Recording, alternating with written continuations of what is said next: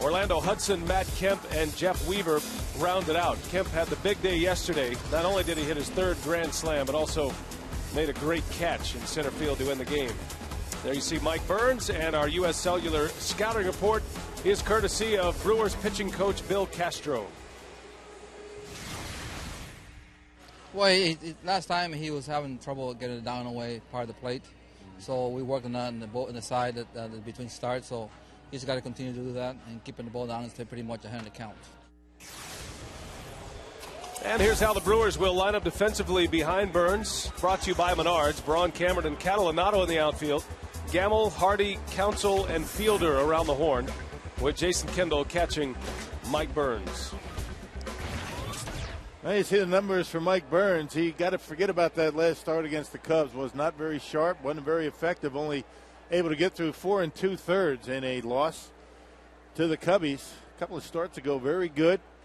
Not many walks, doesn't strike out many. Pitches to contact, has to get ahead in the count. Burns ready to work. Rafael Furcal leads off the first pitch. He is down low, and away we go. Jeff Kellogg is the crew chief, and he's the man calling balls and strikes tonight. Scott Berry, Tim Timmons, and Mark Wegner on the bases. Rafael Furcal, Dodgers shortstop. He's been swinging a hot bat since being inserted back into that leadoff spot when Manny Ramirez returned to the lineup. It is a very well-balanced attack for the Los Angeles Dodgers. I mean, up and down that order from 1 through 8. They all can hurt you in a lot of different ways. They have a lot of weapons offensively. Best record in baseball to start the day. Dodgers a 7-game lead over the Giants in the National League West. But the Giants are certainly making some news. They are 10 games over 500 and got a no-hitter last night. Jonathan Sanchez threw a no-hitter for San Francisco last night against the Padres. Almost a perfect game. An error in the 7th inning. How would you like to be Juan Uribe? Uribe committed the only miscue.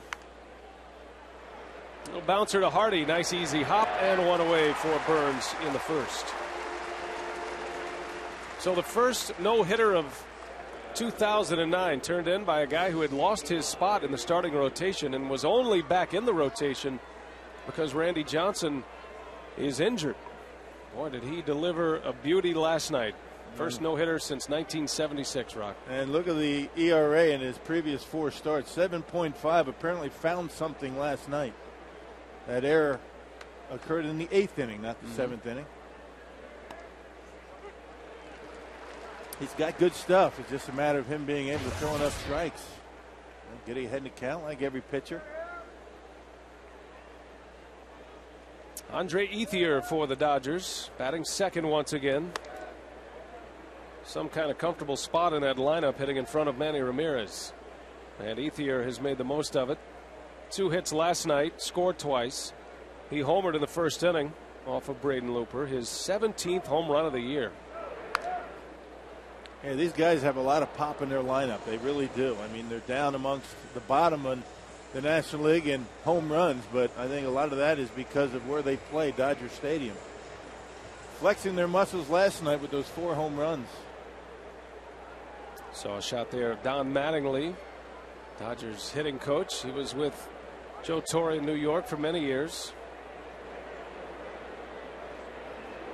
Easy club to handle right now for the coaching staff in Los Angeles. They're a cruise control kind of team. You've got enough veterans spread out. You've got some youthful enthusiasm as well. Guys like Ethier and James Loney. Russell Martin, still a young catcher. Matt Kemp, a young player. All these guys kind of come together and having a lot of success at the same time. And a happy Manny Ramirez is always important in that clubhouse. Manny's happy now.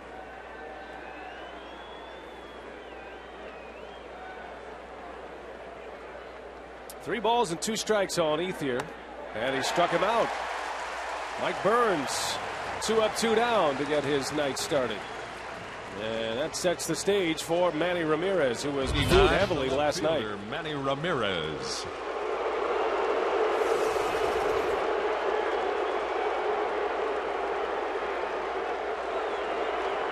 See the numbers on Manny Ramirez.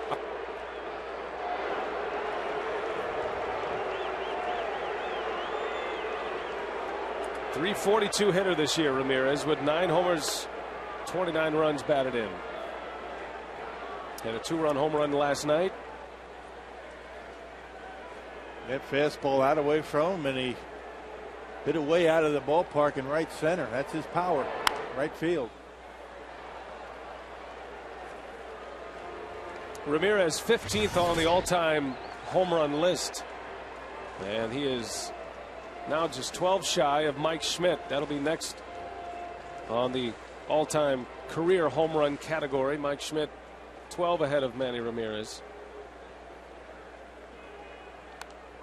And a feat, if he stays healthy, that he will certainly accomplish this season. Ramirez, last night, the Dodgers were down a run, and a 2-run homer in the 6th inning gave him the lead. A nice easy swing. Didn't try and pull it. A pitch up and away. And way out of here.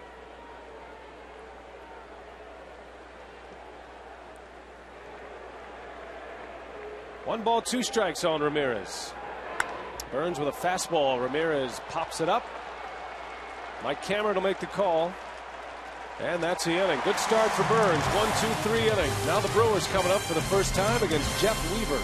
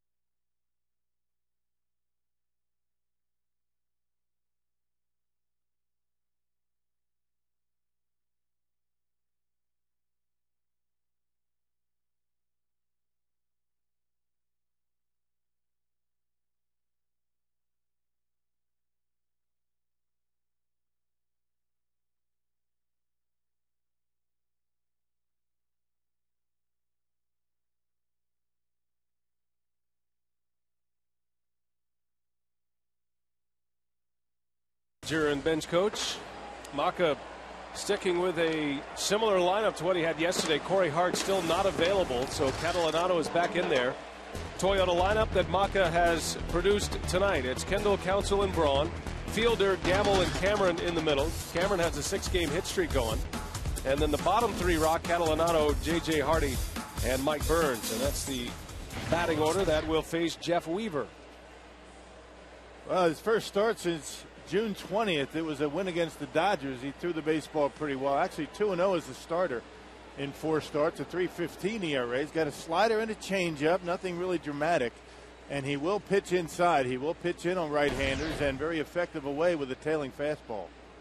U.S. Cellular scouting report. The defense brought to you by Menards. Ramirez, Kemp, and Ethier in the outfield.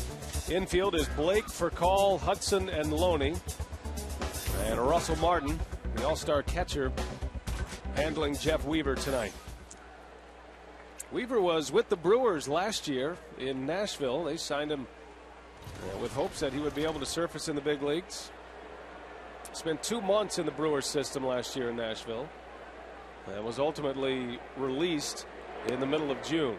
And then he signed with the Indians. He pitched the rest of the year AAA for the Cleveland Indians before signing a free agent contract with the Dodgers, and lo and behold, he has had some good success this year as a Dodger. 5-2 record for Weaver, a 3.32 earned run average. You can tell that Weaver has spent a lot of time in the bullpen. 10 bullpen appearances this year. He pitches out of the stretch, even as a starter. How about that?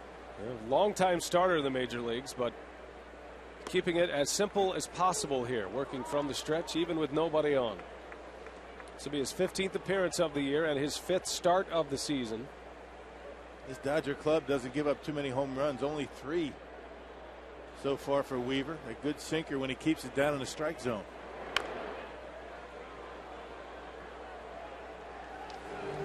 Well, I've seen a lot of relievers come on and throw from the stretch with nobody on, but I can't remember a starting pitcher pitching from the stretch. Not even one making a spot start. That's kind of unusual.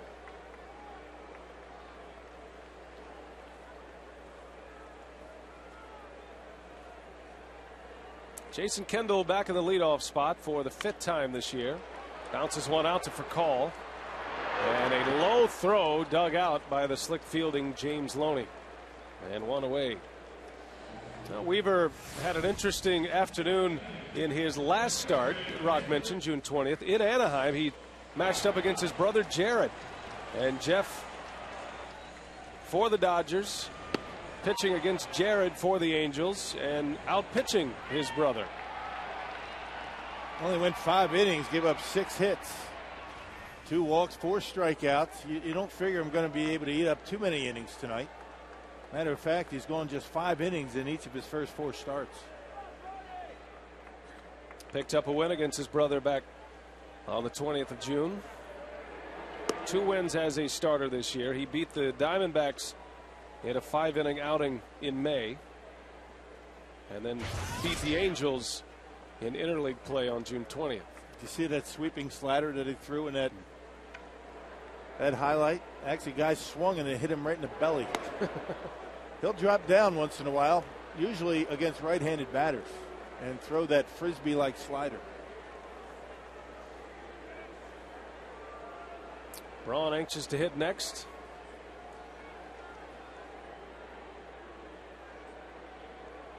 Craig Counsell back in the 2-hole again today with Kendall leading off. And that sweeping breaking ball from Weaver. Counsell lays off. Look out. Actually hit him in the leg. That's got to hurt, huh? Didn't know you'd need a cup check when you're at the plate. I was being nice when I said belly. Here's the 1-2. And that particular pitch is why you swing at the one that hits you in the leg. The sinker that he can hit that inside corner with a left-handed batter at the plate. Kind of on the same plane as the breaking ball. Yeah, got that 3/4 delivery. Gives him natural movement. Not much of a sink, but it will tail. Left-handed hitters can't give up on that pitch that's inside. Counsell rips one down the line. That's going to go to the wall. Extra bases for Craig Counsell. Thinking about third base, and he's on his way. And the throw from Hudson is late. A triple for Counsell.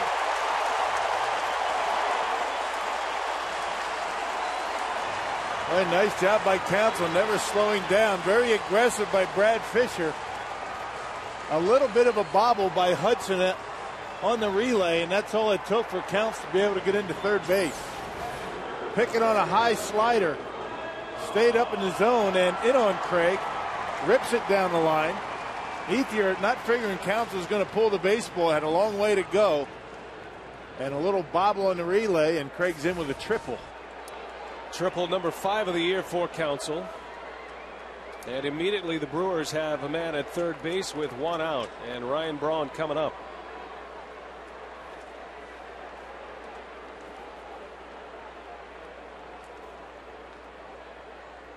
And Braun lines one right at Furcal, who's coming to the plate, and it gets by Martin. And the Brewers will score a run on a gift from the Dodgers. He kind of threw it flat-footed and wasn't able to get there. And scoots by Russell Martin. How about that? That is a gift. Thank you very much. I don't think that Ryan gets an RBI on that. That'll be an E6. A fielder's choice, an E6, no RBI, I would imagine. Dodgers, one of the better defensive teams in baseball. They've only committed now 39 errors. Second in the league to the Phillies. And a short hop that gets right through Martin's legs. I'll tell you what, that wasn't that bad a throw on that second look. It didn't look like it was much of a short hop. I think that Martin brought his glove up too quickly. Fielder's choice and an E6. The Brewers have a 1-0 lead with Fielder up there. Braun advancing all the way to second base. Mike Craig actually stopped halfway to home plate. And for call, I guess didn't realize it. Tried to throw a bullet and it was a bit short. Fielder with an RBI opportunity. Starts the day with 77 runs batted in. Second only to Pujols in the National League. On base percentage continues to be a story for Prince Fielder this year. He's second in the National League at on base percentage, .435 to start the day. 63 walks for Prince. Outstanding. That's why he's hitting over 300. The walks. Not getting himself out. Fielder to right. That's a base hit. And Braun is going to try to score. The throw is over the head of Hudson. 2-0 Milwaukee. And give a gold star to Brad Fisher. He saw that throw come in. Braun froze for a moment. He thought it might have had a chance to be caught. And Fisher, very low key, just pointing Ryan Braun to home plate. Well, Heath, you're very deep in right. And he one hopped it. He got it on a hop. And Fisher realized that was a long throw out there. Prince with another pretty swing. Good finish up high. You can see how deep he is. He's flat-footed out there. Really no momentum going toward home plate. That's why Brad sent him. And not even a play at home plate. Another high slider from Weaver. Two Brewer left-handers have been all over that pitch.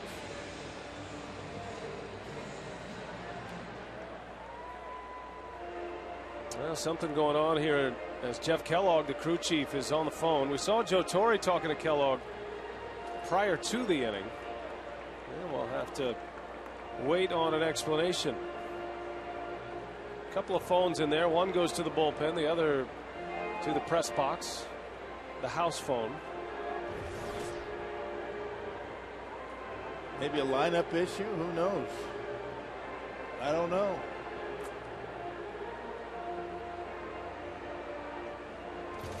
Remember last time this happened, the team was in Houston. Remember Cecil Cooper had the wrong lineup. That's right. All right, well, when we get an explanation, we'll pass it along to you.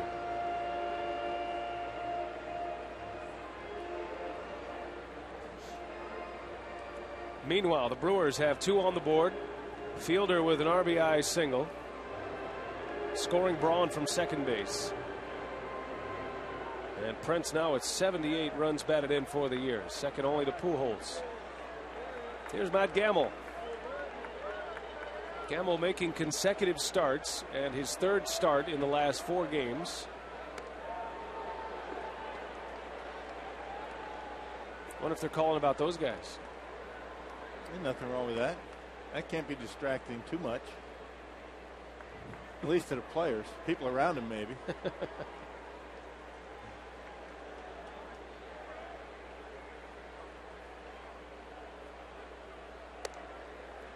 Gamble last night hit a big home run, maybe the biggest of his young Brewers career. It was an 8th inning home run against a left-hander, Brent Leach, and it put the Brewers on top, gave them a lead late, a lead they would not be able to hold.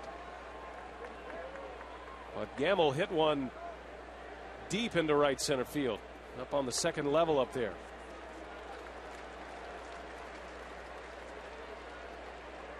Casey McGee still bothered a little bit with some tendonitis in the knee. So Gamble getting some extended playing time. Might see McGee back in the lineup tomorrow with the left-hander Kershaw starting for Los Angeles.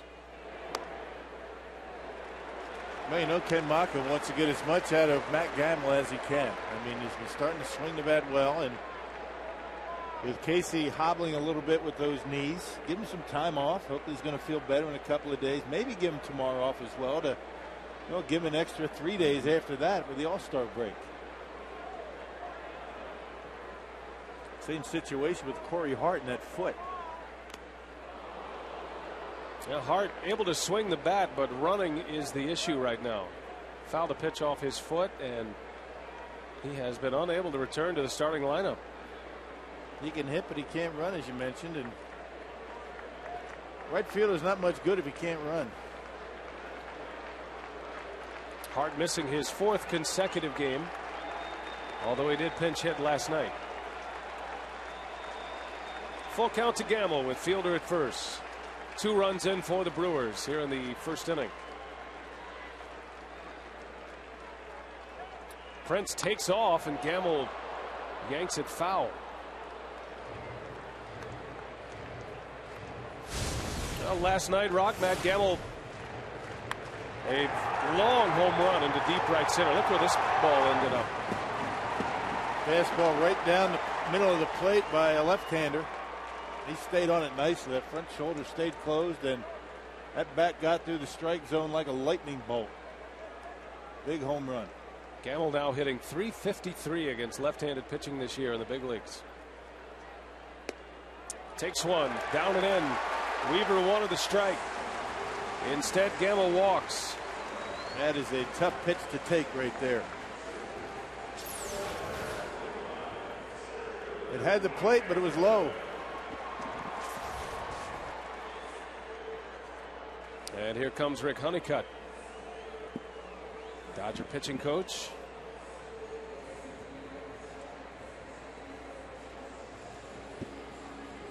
Early trouble for Jeff Weaver. 2 runs are in for the Brewers. Costly error by the Dodgers. If Furcal makes that play, no telling how this inning ends up. If he makes a good throw to the plate, certainly Counsell doesn't score. Counsell's probably out. And you're looking at 2 outs and a runner at first. But the throw got by him. Counsell scored the run. Braun then scored on Fielder's RBI single. Well, Honeycutt just trying to get out there and calm him down. He thought he had strike 3, didn't get it. Didn't want his pitcher to get rattled. Sometimes even veterans get rattled over things like that.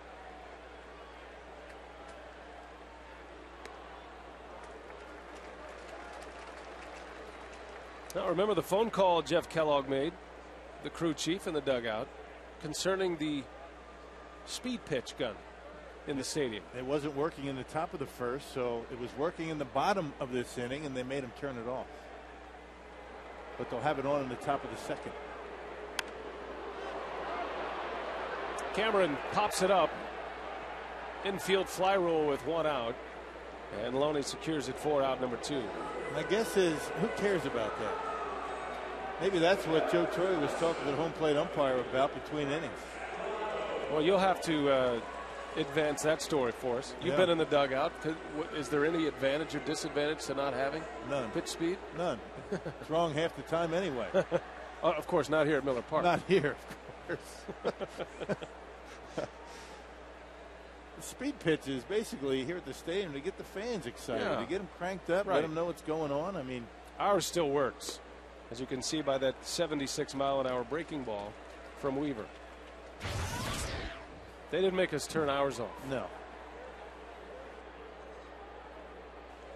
The Jugs gun, property of Fox Sports Wisconsin. There was a day when there were 2 kinds of guns. There was the ray gun and the Jugs gun. And there was a big difference between the 2. The ray gun used to take it out of the hand, the speed out of the hand. I don't know how the ray gun did it, but it did it. Very advanced technology. And the Jugs gun would get it more toward the plate. And that's where it really is the most accurate.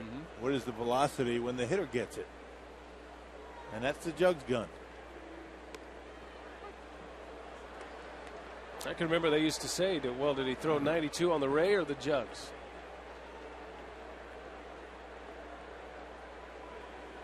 Don't see the ray gun anymore. Wonder what happened to Ray.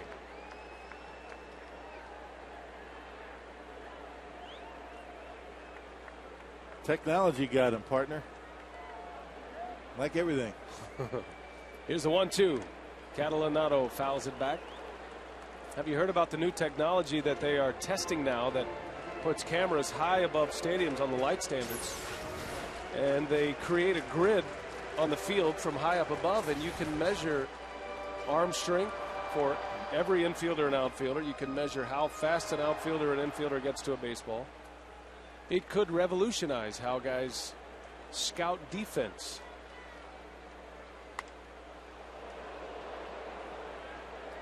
That technology has been tested in San Francisco, and that could be, because defense has never been a statistic that you could really quantify. I mean, fielding percentage is one thing, errors. It's subjective. Right. Guys' range, those types of things. Exactly. Throwing arm, you're right. So you'll be hearing about that technology in the near future, I'm sure. The 1-2, Catalanato into center, and Kemp makes the catch for the final out. But the Brewers get a pair of the first. 2-0, Milwaukee.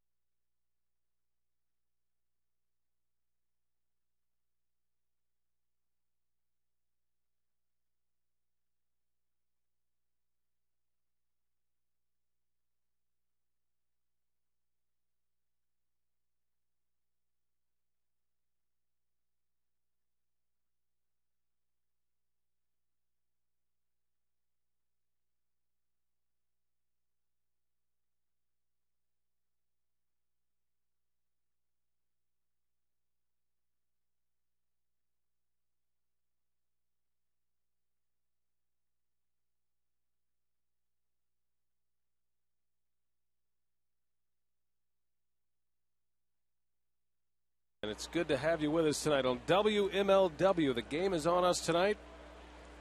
Dodgers and the Brewers, game 2 of this series. Mike Burns with a 3-up, 3-down inning of the first inning. Had a strikeout as well. Brewers get him 2 runs in the bottom of the first.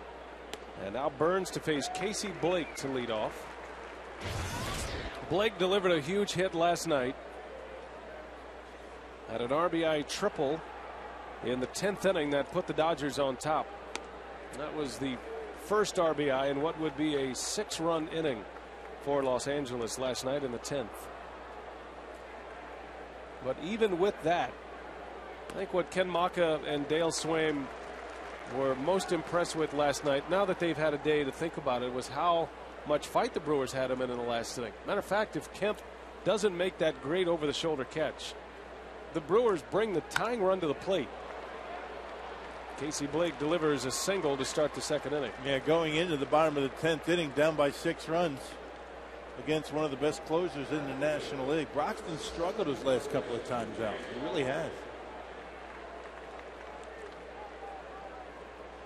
And so if nothing else, the Brewers force the Dodger closer up over the 30-pitch plateau. Manny's into it. Got to relax. And that is probably the best way to describe the Dodgers. They are a relaxed, confident team. You can't play baseball uptight. Doesn't work. No, and they realize that it's not just one guy that they have to rely on day in and day out. I think they learned that best with Manny Ramirez on that 50-game suspension. Everybody thought that the Dodgers would collapse after a good start. Didn't happen. They continued to play well, and I think each and every one of the guys in this lineup has benefited from that absence. They realize that Manny doesn't have to do the job. He doesn't have to be the guy every day. Well, the Dodgers certainly held serve in the National League West while Manny was gone.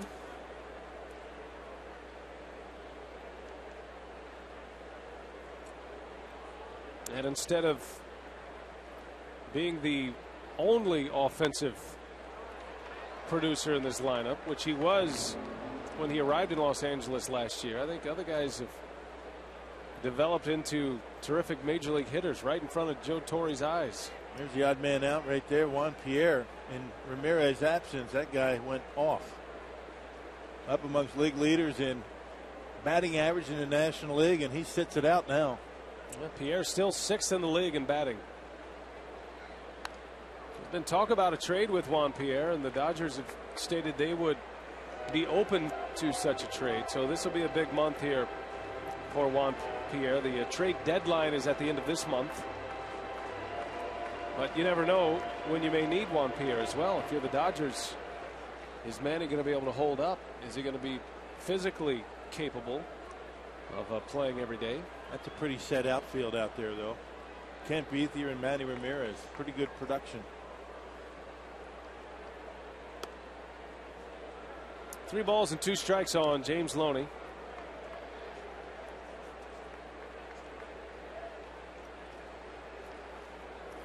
Mike Burns, a Californian from Diamond Bar, California.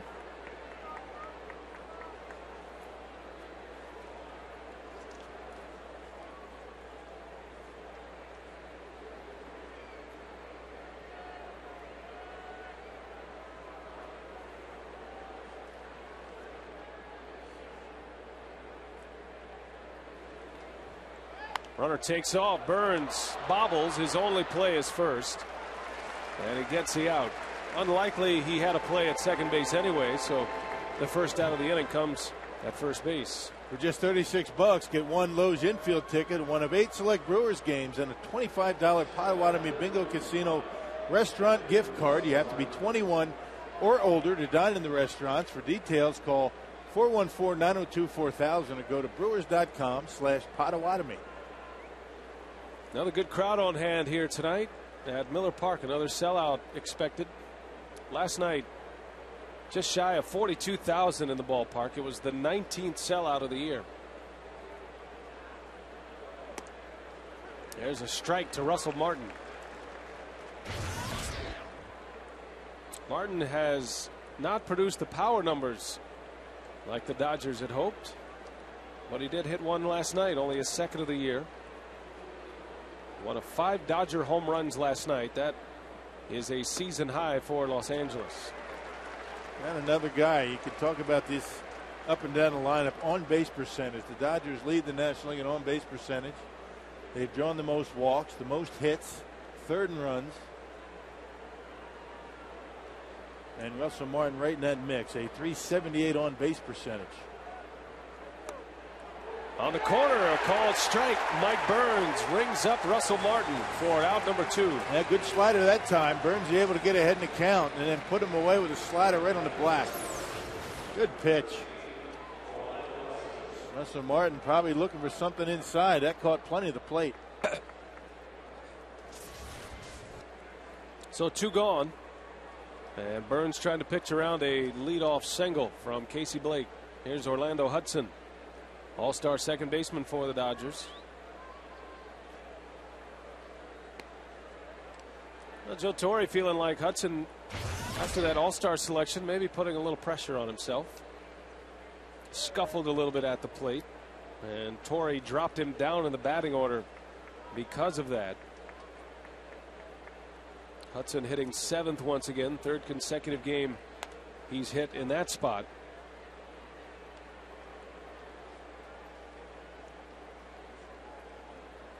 This guy be a leadoff hitter in most lineups.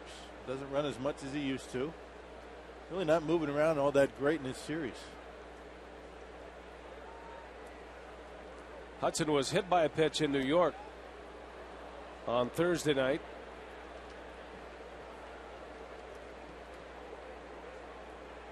Got him on the back knee, the left knee. Dodgers were afraid he wasn't going to be able to answer the bell yesterday, but he was in the lineup. Back in there again tonight. Burns deals him a strike. That's one of the things about this Dodger club, that bench. Talk about some veterans. Mark Loretta I mean, he's waiting in the wings. He can make some starts at second base. You got Brad Ausmus, their backup catcher. And we've already talked about Juan Pierre. Some veterans on the bench. To him, a breaking ball on a 3-1 pitch, and Hudson out in front of it. Burns has good command of all 4 of his pitches. He doesn't have the overpowering stuff, but he can mix and match, and when he's throwing strikes, he can be tough to handle. The 3-2. And a strike called on the inside corner. Mike Burns with back-to-back strikeouts. And strands a runner at second base. J.J. Hardy set to lead off. Brewers lead it 2-0 as we head to the home second.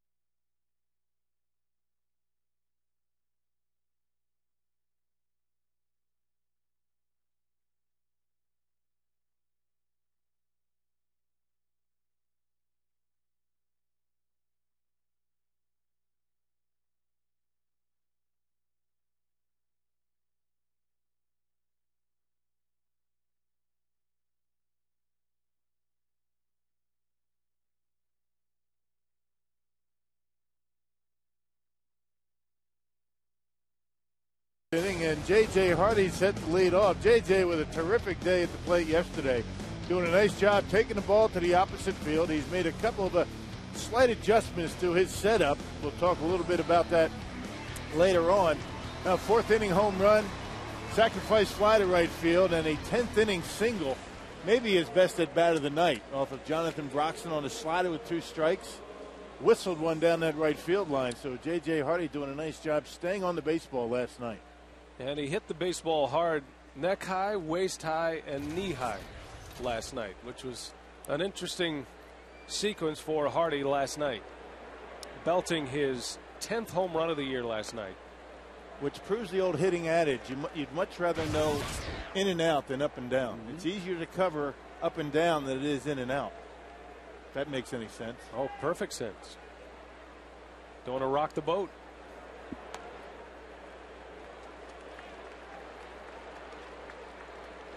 Hardy comes in batting .227. 10 homers, 36 runs batted in. JJ back in the 8th spot in the batting order here tonight, and has made some adjustments in his stance. Closed it up a little bit. He's still slightly open, but he's not wide open like he has been. And Rocky has eliminated the toe tap. Yeah.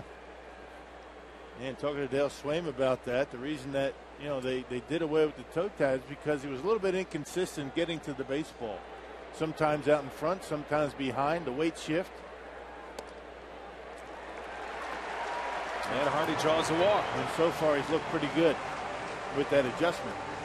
Hardy's just one of those guys, and his numbers are down, no question, but he's had 2 long slumps. He had an 0 for 26 and an 0 for 30, so that's going to beat up a batting average as it stands. JJ's the kind of guy, and he showed it last September and even into the postseason.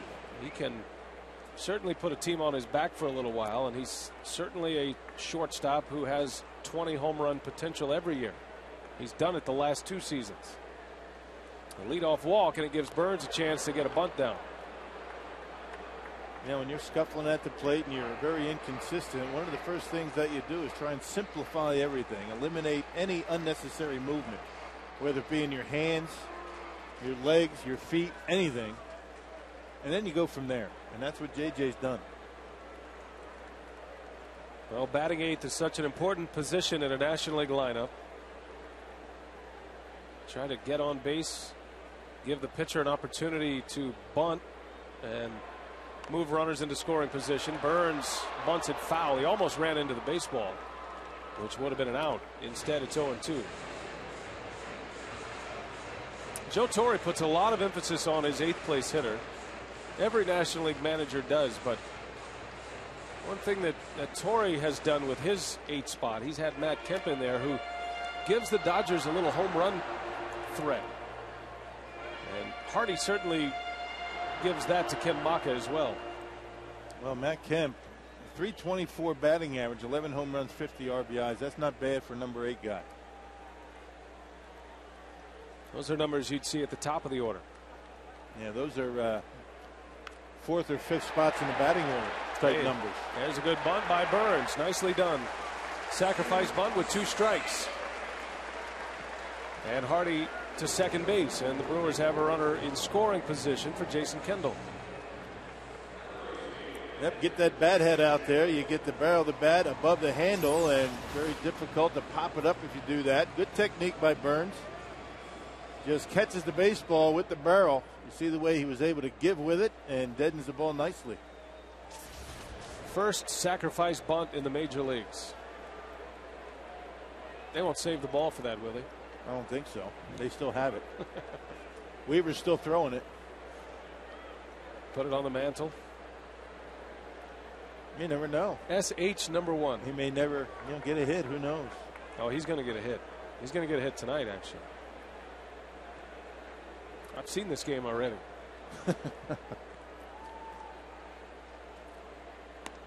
Kendall takes a strike.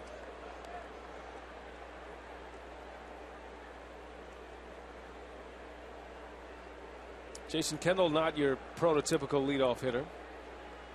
Maka likes the way he's been getting on base and really likes the way he works the count.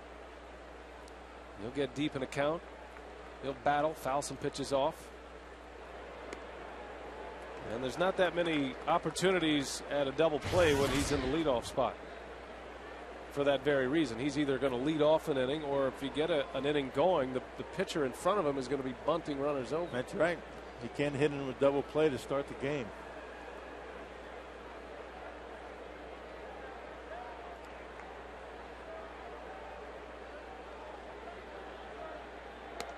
So you look at the Dodgers roster, and they probably have 3 or 4 guys who could lead off, legitimate leadoff hitters.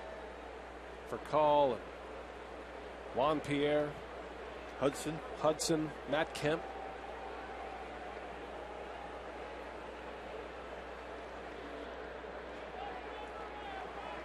Two balls and a strike on Kendall. 2-2. Just don't find many prototypical leadoff hitters anymore. No, the Ricky Henderson days are long gone. Guys can, give you that home run. Ricky Weeks was really off to a good start. Not to try and compare Ricky Weeks to Ricky Henderson, but when you have that combination of speed and power, that was Ricky. That was his start this year. 2-2. Weaver dips down sidearm. Kendall rolls one to Hudson, and it's out number 2. On the play, Hardy moves to third base. And it'll take a 2-out hit to drive him in. Here comes Craig Counsell. Ricky Weeks has certainly missed. Counsell has played well, and he swung the bat well in his absence. Counsell tripled and scored in the first inning. I think the Brewers miss Weeks' ability at the plate than anything else. I mean, they miss him in the field. He certainly had great range. Counsell is a steady defender. Doesn't have quite the explosiveness that a Ricky Weeks has. At the top of that order, that home run threat combined with the speed. Ricky's doing all right. He's rehabbing. Surgically repaired wrist. And there's no talk, zero talk about him returning this season. It's not like the Giovanni Gallardo situation last year where there was that glimmer of hope, and it came true when Gallardo returned to the rotation. It'll be 2010 before we see Weeks again. Yeah, wrist injuries are devastating to a baseball player. I mean, when you talk about the important muscles in baseball, it's the muscles from the elbow down that are the most important, as well as the wrist. Counsell up there with 2 outs and a runner at third. And he chased one. 2-1. By the way, Rock, that triple by Counsell in the first inning, his 5th of the year, that ties a career high. Had 5 triples in a season with the Marlins in '98, the year after they won the World Series, and he scored the winning run. And then with the Brewers in '04, the first time as a Brewer, had 5 triples. So he's right. There's nothing to the talk about a bad knee. He's running well.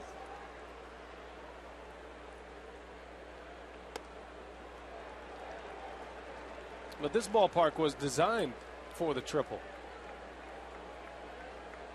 Up deep down the lines, and you see those interesting angles in center field.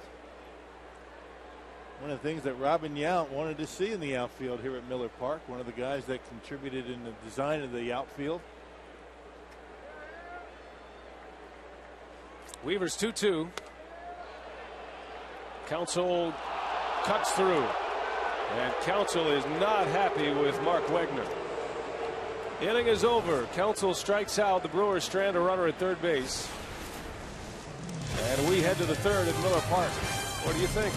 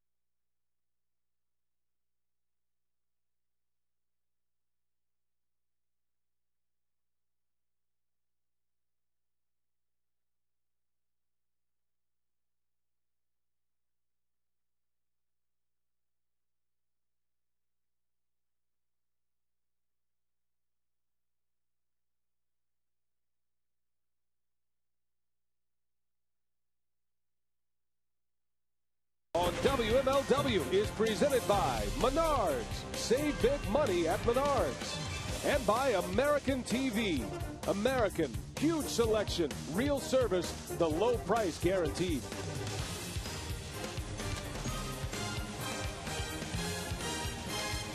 Roof is open on a beautiful night for baseball. Saturday night baseball here at Miller Park. The second to last game before the All-Star break. The penultimate game before the All-Star break. Brewers and the Dodgers tomorrow. What a pitching matchup tomorrow. Clayton Kershaw for the Dodgers, the young lefty, against Giovanni Gallardo to wrap up the first half. What was that word you said? The penultimate. What's that mean? Second to last. Really? Why didn't you just say that? The second to last. Because I like these conversations we have after something like that. Come on. Especially on WMLW. Penultimate, huh? I hope that's the penultimate last time I've heard that. I can't even say it right. The penultimate time I've heard that. So I got one more. Is that what you're saying? Yeah, Okay. one more. Matt Kemp leads off. Burns has him at 1-2. Matt Kemp last night, a serious dagger to the Brewers when he belted a grand slam home run in the 10th inning, and that capped off a 6-run inning. Kemp had 3 hits last night. Started the game 0 for 2, and then a double, a single, and a grand slam. You talk about salvaging a night and making it a great one. Yeah, had a hit in the 9th inning. A bunt base hit off of Trevor Hoffman that went about 10 feet. Then he hit one 400 feet to left. You're right, he could lead off. He's got that kind of ability. Made one of the best catches we've seen all year to end the game. He robbed Kendall of extra bases. And that's what he can do right there. He can just stand in there and be fooled by a pitch, but keep his hands back and hit it hard. That's kind of what his home run looked like last night. He's a big man. That good leverage, stays back, keeps the hands back even when his body's going forward. Look at this catch. You talk about athletic ability. To say, hey, kid, he'd have been proud of that one. That was kind of a combination between Willie Mays and Bo Jackson running up the wall there. Burns strikes him out. That is the 3rd consecutive strikeout for Mike Burns, and they have all been on called strike threes. Man, none of these Dodgers have seen Mike Burns. Nobody in the starting lineup. Juan Pierre has 1 at bat against Burns in his career. It's going to be important for Burns to make some adjustments the second time through. But so far, so good for Burns. Throwing strikes, mixing his pitches very well. And now the pitcher, Jeff Weaver. Weaver has a hit this year. He's 1 for 7. Hasn't swung the bat a lot. He's only made 4 starts. Look out.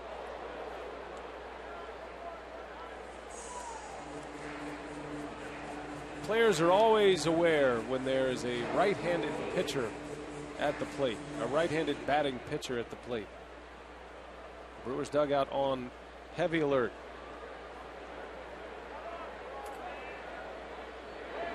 The old dugouts didn't used to have that netting. You know, back in the old days, County Stadium never had the netting like that. Of course, County Stadium's dugouts were a little bit further from the field. The way these ballparks are, you like to get the fans close to the field, and those dugouts are very, very close. That's why you need that netting.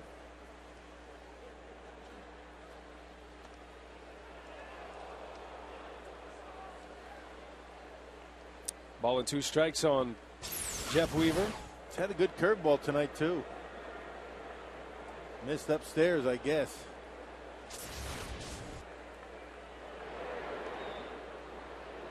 Weaver doesn't chase. 2 balls, 2 strikes on the Dodger pitcher. Top of the order due up next. Rafael Furcal in the on deck circle. Dodgers have 1 hit against Burns, and he has 4 strikeouts, no walks thus far. Brewers scored 2 unearned runs in the first.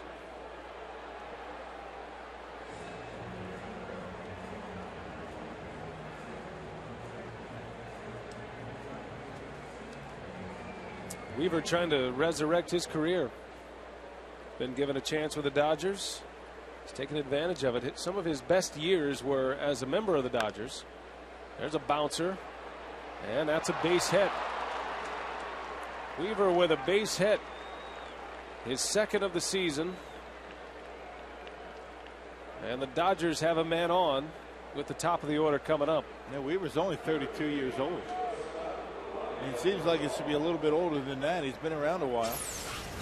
Started his big league career in 1999. Able to hang in there, got a pitch, just able to sneak it into center field out of the reach of JJ. Burns thought he had him struck out about 3 pitches ago.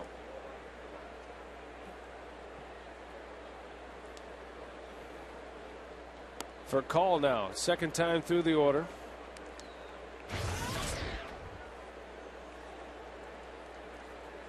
Furcal grounded out his first time up to start the game.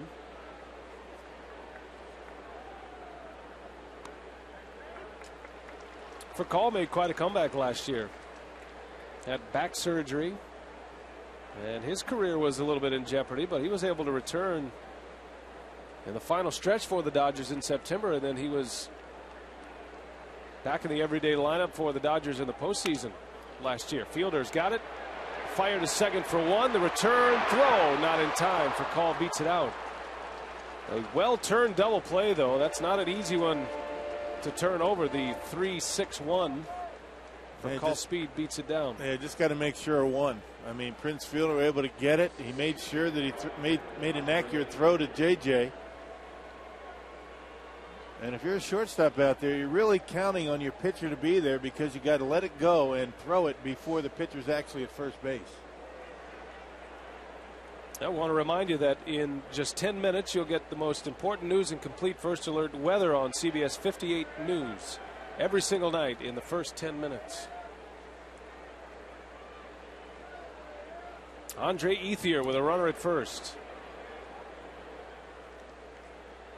Dangerous power threat here at Andre Ethier. He's an excellent defender. The complete package. He hurt the Brewers badly last year. Had a couple of walk-off home runs against Milwaukee. Burns struck him out in the first inning. That one gets away from Kendall. For Call is on his way, and Kendall wipes out at home plate. It'll be a wild pitch. Well, good instincts for Call, able to get down to second base. Ball in the dirt. Jason able to keep it in front of him. It didn't get away from him too far, but for Call right on it. As soon as he saw that ball go in the dirt, he took a big secondary lead and was able to get into second base. That's how you pull a groin right there. You know, the feet fall out from under you. Hope Jason's okay. For Call now in scoring position for Ethier. 2 balls, no strikes. Manny Ramirez due to hit next. Ethier swings away and fouls it back. That's the one guy you know exactly where he is in the order. And not only do you know where he is when he's going to hit in that particular inning, but you know where he is 2 innings before. As much as you like to pitch around Manny Ramirez, this lineup is filled with guys that you don't want to have hurt you. That's the big difference between the Dodgers and a lot of teams. You're almost forced to pitch to Ramirez from time to time.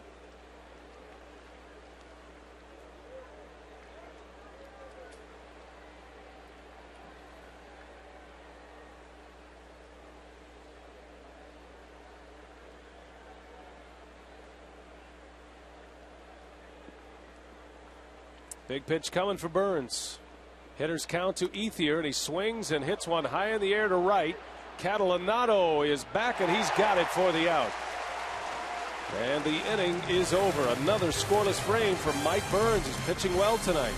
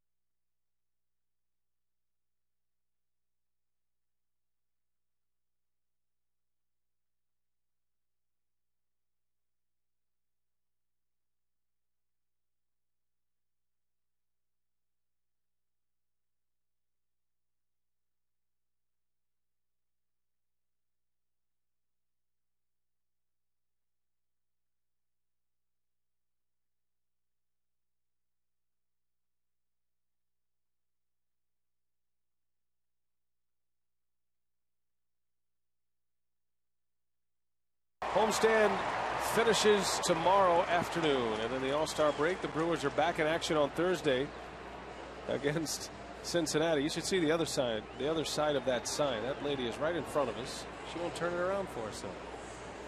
There it is. Check it out. Oh, Ryan Braun, my favorite All-Star, and then she says she'd dump her husband for him. At least he's honest. I mean, there's no real question as to what her motives are. If the guy wants to still sit there, that's his business. That's funny. That's good. Braun drops a bunt down. Martin's right on it. And one gone here in the third inning. Would you sit with her with that sign? Yeah, that was you? You know, I guess it all depends. Might get yourself on TV. That only works one way. Well, Prince Fielder having his best season as a big leaguer. Had 50 home runs back in '07, but the all-around production for Fielder has been as good as it has ever been. 364 average since June 1st, third best in all of baseball. 29 runs scored, that is the best, and his .463 on base percentage at the top of the list in the big leagues as well. All of that since June 1st. Unfortunately, the Brewers have not had a lot of success in the win-loss column since June 1st. Brewers got off to a slow start this year at 4-9, but had a blistering hot month of May.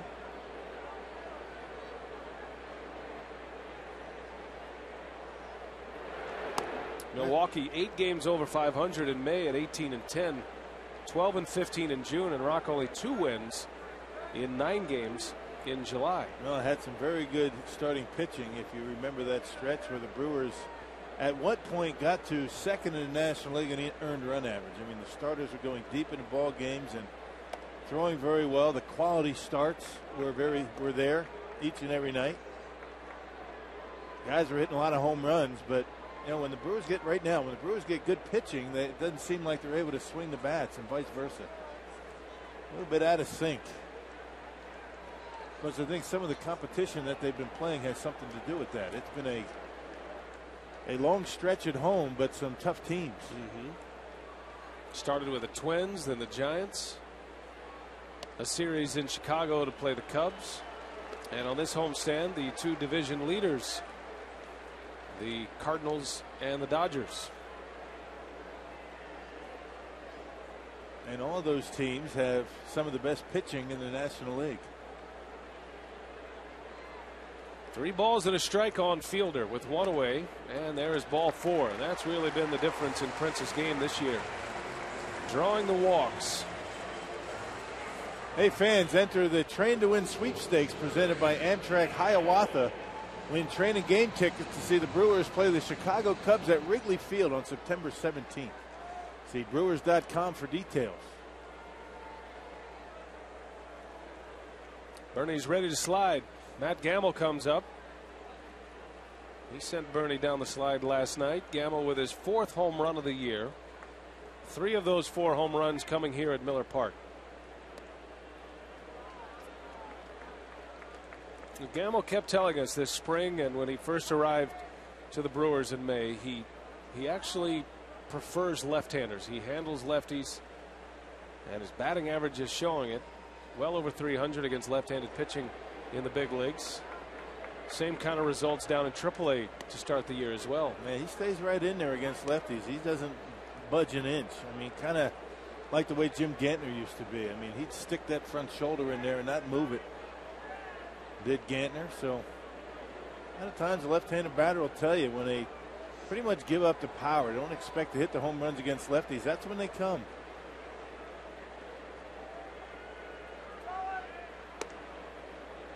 Two balls and a strike. It's amazing how you think opposite field, you get a pitch in, and your automatic reaction is to pull. I mean, that's your instinct. You can't do it the other way around, or at least not many can. If you think inside and you're ready and you're geared up for inside, you really can't slow yourself down. You can speed yourself up if you're looking away and get a pitch in. But you can't slow down as easy. Gamble has shown a good eye here in the big leagues as well. I think more than anything else, as you see his splits this year at the major league level. much higher batting average against lefties than righties. I think more than anything else, what got Gamble a couple of starts here was his pinch hit at bat the other day when he drew a walk. And Maka likes the plate discipline. Every manager does, but especially with a young hitter, that shows a young hitter is not overmatched. And the more at bats he gets, the more disciplined he'll be. That just is the way it is, particularly with young players, especially guys that are trying to impress the manager and stay in the big leagues. The 3-1. Gamble fouls it away.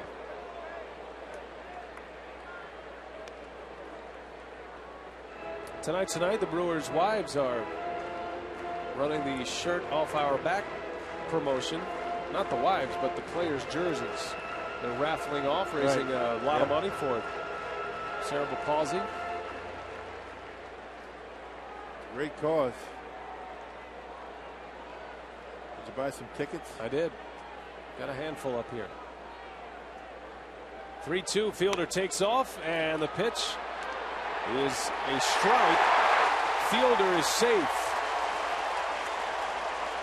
Prince Fielder with a stolen base. Gamble strikes out. First stolen base of the year for Fielder. That's that fastball that we've been talking about with Weaver, that pitch that starts in off the corner, and with the late movement able to catch the inside edge. Right there. You see Martin a little bit of a windup behind home plate. Took him a while to get rid of it, and that's all Prince needed to get in there.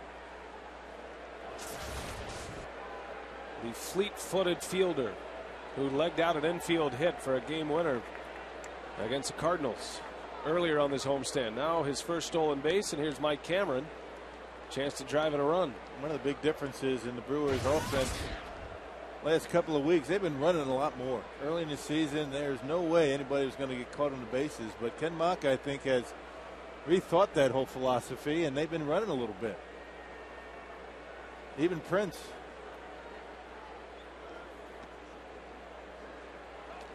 That's the second time tonight Fielder has taken off on a pitch. He did it in the first inning, but Gamble walked. He did it on a 3-2 pitch. Gamble drew the walk, and it didn't show up. This time Gamble strikes out, and Fielder still ends up at second base. I think Maka's just tired of the double plays. Third most double plays that the Brewers have grounded into in the National League. Those are rally killers right there.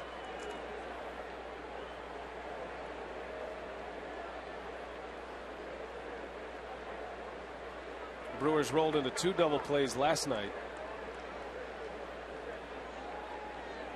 Mike Cameron trying to add to the lead. 2 outs, Fielder at second. Cameron down, a ball and 2 strikes. And he fouls it away. Weaver dipping down sidearm. Jeff Weaver's brother Jared is emerging as the Angels ace. He won his 10th game this afternoon. Angels beat the Yankees today in Anaheim. The Los Angeles Angels won against the Yankees in Anaheim today. And Jeff's brother Jared now 10-3. Struck out 9 batters in 6 innings today. Jeff beat his brother, his younger brother, in his last start as he strikes out Mike Cameron. 3 strikeouts for Weaver. The Brewers strand a base runner, and we head to the 4th. 2-0 Milwaukee.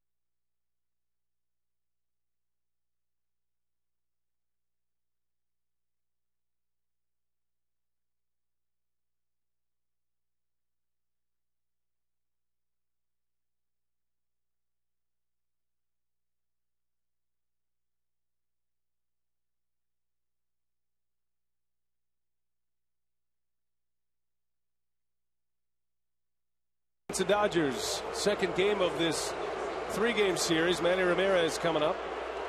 We'll start this 4th inning, and that leads us to our Subway trivia question. What former Brewer was an all-star in every season in his career except his first season and his last season? It was a former Brewer. Good question as we approach the Midsummer Classic. Boos still raining down on Ramirez. His second at bat against Mike Burns.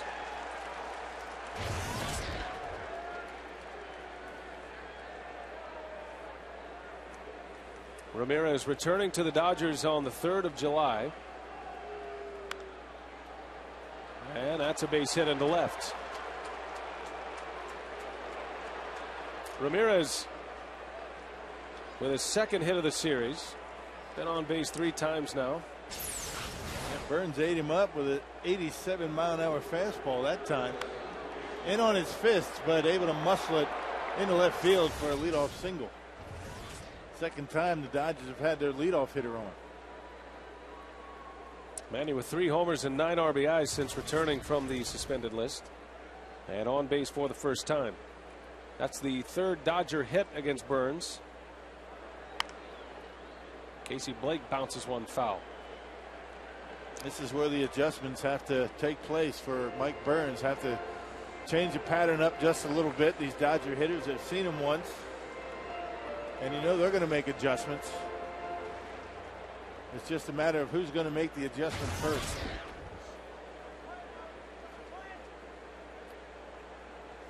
And like Manny Ramirez, Casey Blake, a former Indian, came to the Dodgers in a trade last year. Prior to the Manny Ramirez trade.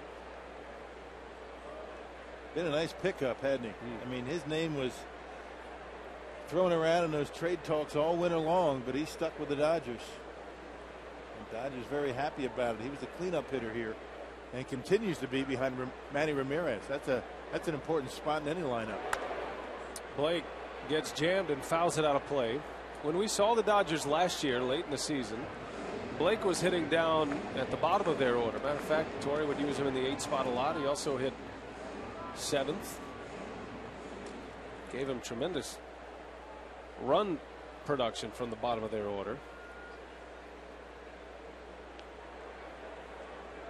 Blake's been a home run hitter in his career. Once had 28 long balls in a season. That was as a member of the Indians in 04. He hit 28 homers, drove in 88. Yeah, much different ballpark in LA though. Cleveland, pretty good home run hitting ballpark, as the Brewers would tell you. Attest to that. That's a very good ballpark with which to hit. Manny Ramirez was there hitting home runs. Breaking ball, good play by Kendall. Ramirez holds his ground at first base. And Jason realizing that these Dodgers, they take some big secondary leads, and if you don't jump up and get it very quickly, they're going to take off on you. Good job. Watch how quickly Jason gets up, making sure Manny Ramirez stays at first base. That's a heck of a job by Kendall.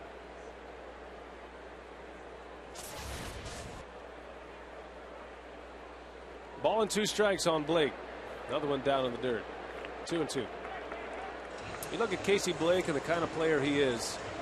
Did you have ever imagined a time when he was released? Not only was he released once, he was released 4 times while he was just getting on the verge of becoming a big league player. 4 times he was taken off the roster. Late bloomer, apparently. A slicer into the seats. I could say the same about Craig Counsell. Wasn't released 4 times. Blake was actually released by the Minnesota Twins on 3 different occasions. You know, a situation where you have to take him off the roster. He becomes a free agent, designated for assignment. But he found a home in Cleveland, and certainly a home here in LA, but a chaser as Mike Burns picks up his 5th strikeout. Well, that's a good pitch for Burns tonight. He's keeping the ball down. You don't mind bouncing these pitches in the dirt. Gives him the changeup, and Blake out in front of it. 78 miles an hour. Mixing his pitches up very well. So the first out. That strikeout for Mike Burns, a career high as a big leaguer. His 5th strikeout. Loney into left. Braun sizes it up, and it's out number 2.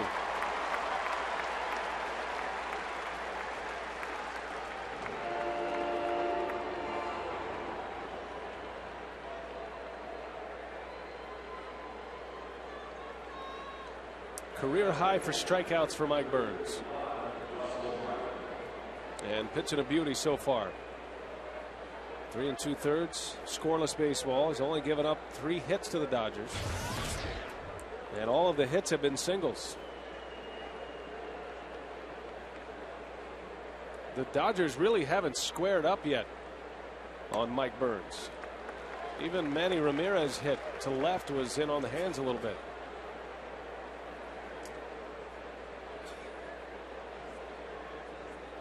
That's the name of the game, isn't it? Yeah. Keep it off the sweet spot. Well, as you talked about earlier, rocking the boat. He's doing a good job of that. In and out, up and down, keeping them off balance. And when you can command 4 pitches in different locations, you're going to have some success. It's just a matter of whether Burns is going to be able to keep it up.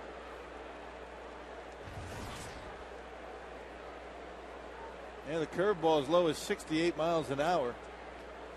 And the fastball at 91.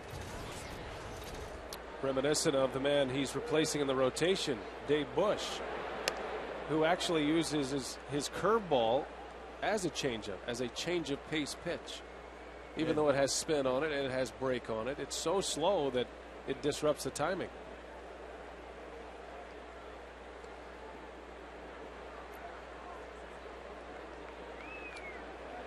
Ball and 2 strikes. And down goes Martin. Mike Burns is having a career day at Miller Park. His 6th strikeout. And gets around a leadoff single. 4 shutout innings for Burns. We head to the bottom of the 4th. Brewers coming up.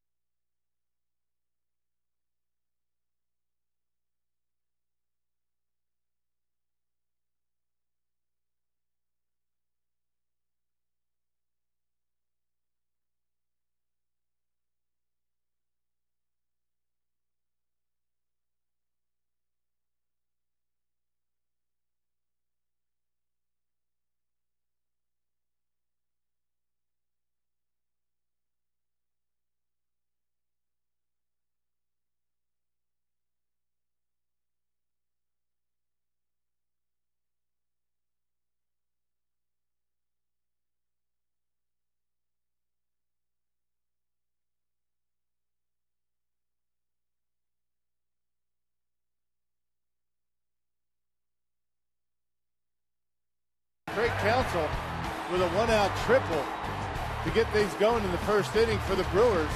Counsell able to score on a error by Rafael Furcal. Prince Fielder driving in Ryan Braun from second base on an RBI single, and the man of the night so far has been Mike Burns. 6 strikeouts, 3 base hits, has not walked a batter, and has shut the Dodgers out through 4 innings. Dodgers have a hit against Burns in the last 3 innings, but only 1 hit, and he has stranded all 3 base runners. And Burns with a career high 6 strikeouts. Now we'll see if the Brewers can add to their lead here. It's 2-0 Milwaukee. 2 unearned runs scoring in the first inning. Frank Catalanato leads off for the Brewers. Catalanato starting his 4th consecutive game with the injury to Corey Hart. Might see Hart back in there tomorrow. We'll see. Catalanato really showed some impressive at-bats last night. You know, the first 2 at-bats he rolled over and hit ground balls to the right side, and then you can almost see the light go on with Catalanato, who's been trying to get some reps, trying to see some more pitches, and he had 2 opposite field hits his next 2 times up. Yeah, did a nice job on a 2-strike curveball, just serving it into left field. Got a base hit his next time up. That one's hit well, deep right field, way back there, and Catalanato has gone deep. Frank Catalanato with his first home run as a Brewer, and the Brewers have a 3-0 lead.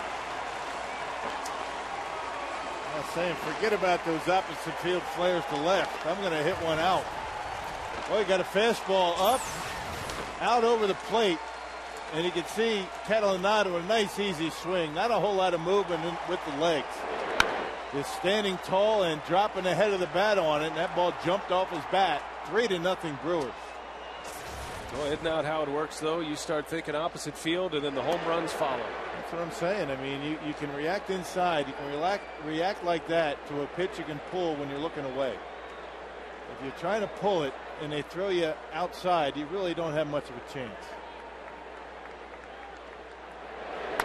J.J. Hardy, center field. Back is Kemp. He's at the track, and he can't make the play. Hardy into second, on his way to third. Here comes the throw, and he's safe. A triple.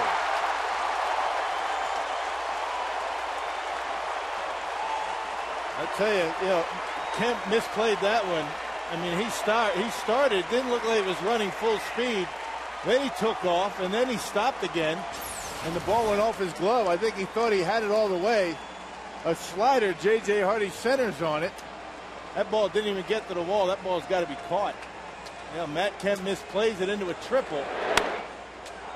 And let's see if the Brewers are able to take advantage. Still nobody out. A home run and now a triple for J.J. I think J.J. thought that ball was going to be caught. He wasn't running all that hard around first base, but able to get into third. So J.J. Hardy with his 2nd triple of the year.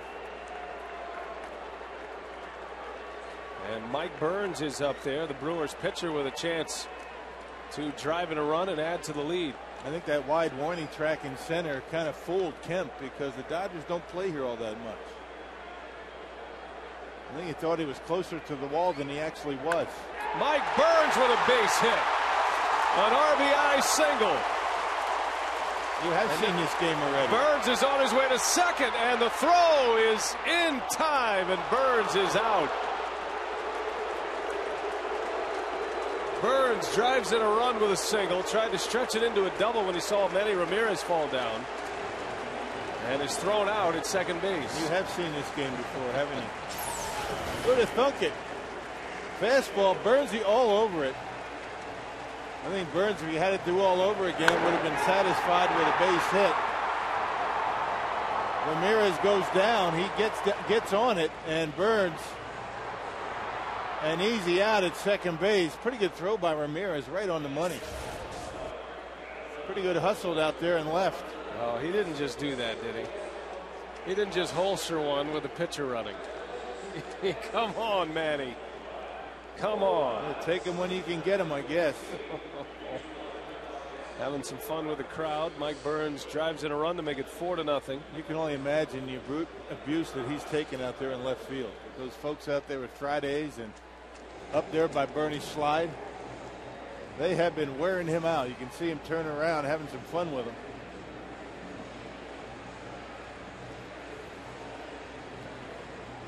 Mike Burns with a base hit and an RBI. That is his first major league hit and his first major league RBI. They'll save the baseball for him. That'll be an interesting story when he tells about his first hit. Got a hit and an RBI, and I got thrown out by Manny Ramirez. There you go. That's exactly the way he's going to say it, too. Kendall unable to check his swing. Well, Catalanato belting his first home run since April of last year, April of '08, and then Burns his first ever major league hit. And 2 runs are in for the Brew Crew, 4-0.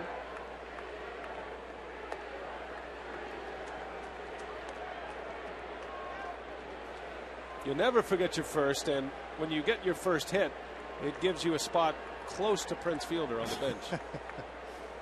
He's in there in the hitter's row right there. I don't think I'm all that upset that he's tucked away safely in the dugout getting some nice rest to go out to pitch again. Well, you want Burns running around the bases too much. I guess for Mike Burns, he has to wait for Catalanato to talk home run talk with Fielder, and then once Catalanato gets up, Burns can then sit next to Prince. I like the whole interaction there. I mean, most of the time pitchers are all by themselves. It's an odd combination, wouldn't you say? It is. I like it though. Yeah, absolutely. Teammates.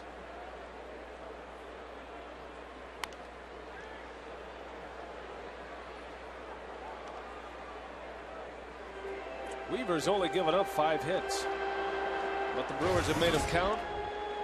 Costly error by the Dodgers in the first inning. All right, so Catalanato's done. Now Prince says, okay, Mike, slide over. Now let's talk about your hit. It's like Johnny Carson, isn't he? They just kept moving closer to him. That's a base hit. Jason Kendall with a single. Interviews one guy, he's got to go to the end of the line. Pretty good. Now he's got to go to work, though. Only 4 consecutive base hits. The Brewers now with 100 home runs on the season.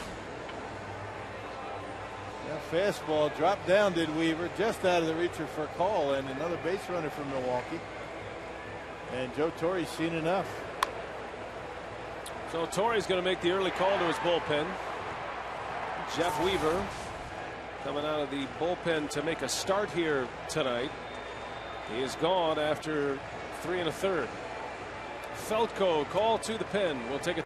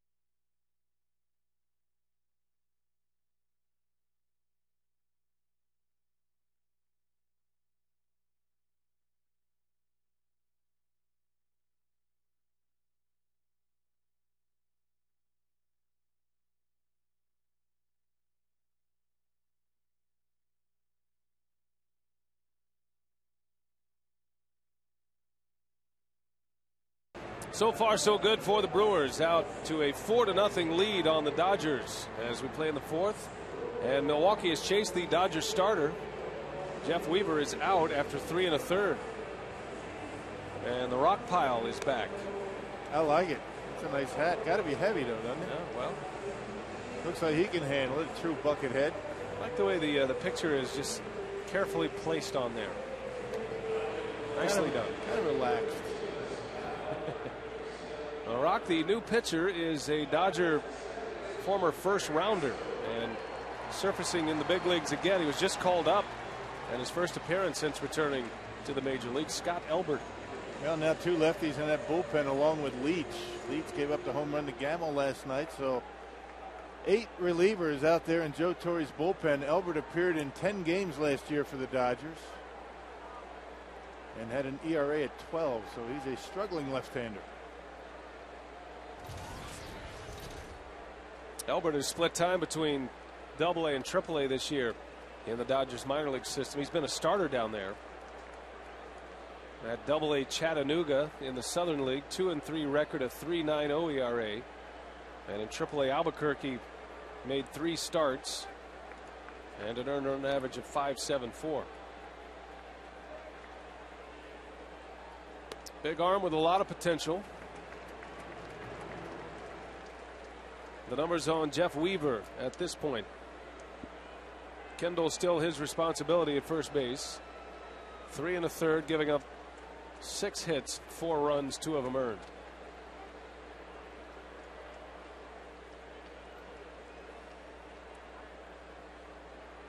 Milwaukee with 2 here in the 4th on 4 consecutive hits to start the inning. The out is up there. Mike Burns thrown out trying to stretch his single to a double. Manny Ramirez gunned him down.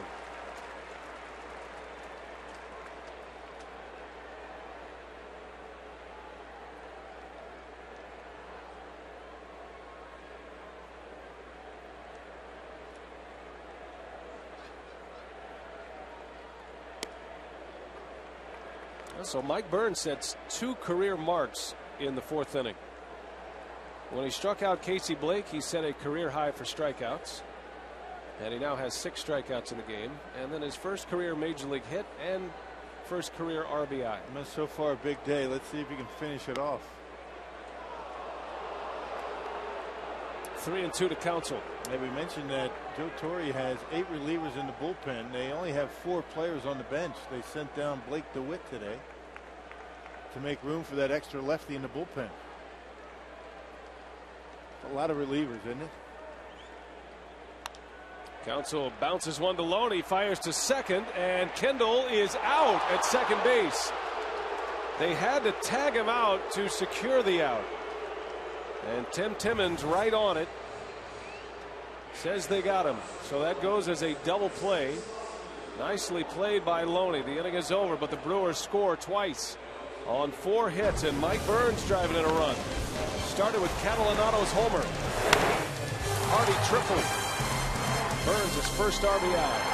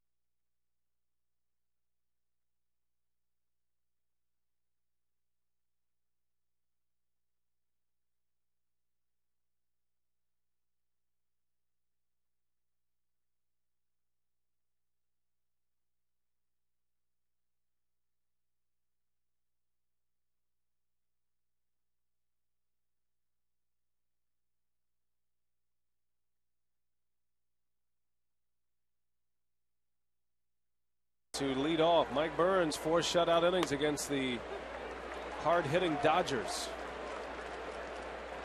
Same team that belted out 13 hits last night and scored 12 runs. Hudson gets jammed.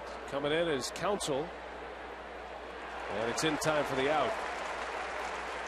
Our Subway Trivia question and answer coming your way. What former Brewer was an all-star in every season in his career except his first and his last? Hank Aaron. What a great career. I mean, that's just an understatement. An all-world career. 755 home runs. Folks in Milwaukee still call him the home run king. Deservedly so. Yeah. Well, maybe the best all-around player in baseball history. An arguable point. But if not the best, one of the best of all time.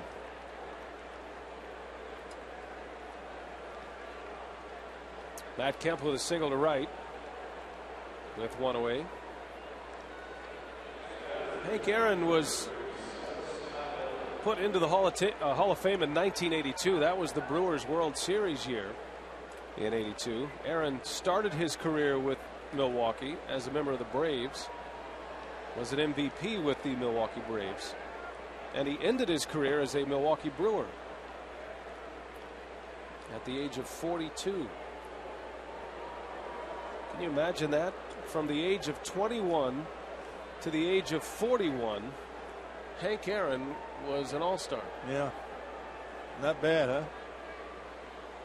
Pretty good player. Scott Elbert getting an at-bat. I tell you, you talk about Hank Aaron and the way he hit, a front foot hitter. He was out on his front foot, kept his hands back, and those 755 home runs. I mean, not the kind of a swing that you would teach. There aren't too many of those anymore. Roberto Clemente was the same way. Front foot hitters. Way down on the front foot. Frank Thomas, a front foot hitter. Well, not the same way, though. Not quite the same way. Kind of contemporaries. Yeah. Can you think of front foot hitters? I'm trying to think. Not too many, if any. Sometimes had that back foot literally off the ground at the point of contact. There aren't that many around. Can't think of any. Curveball strike. And Burns with his 7th. Second out of the inning as he gets the pitcher looking. 4 of Burns' strikeouts have been called strike threes. Well, he's got terrific off-speed stuff today. Change-up, slider, curveball, all very good for him, and has not made any mistakes with his fastball. Hardest hit ball today was Casey Blake's single to lead off the second inning. 2 outs, top of the order. Third time through against Burns. And Burns gets a header for call.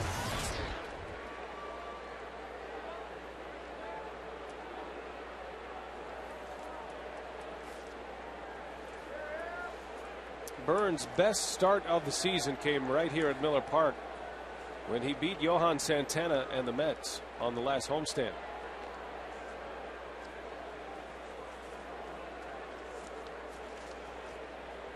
Had a rough start against the Cubs at Wrigley, giving up 7 runs in 4 2/3. But outside that start, he has pitched pretty well for the Brewers.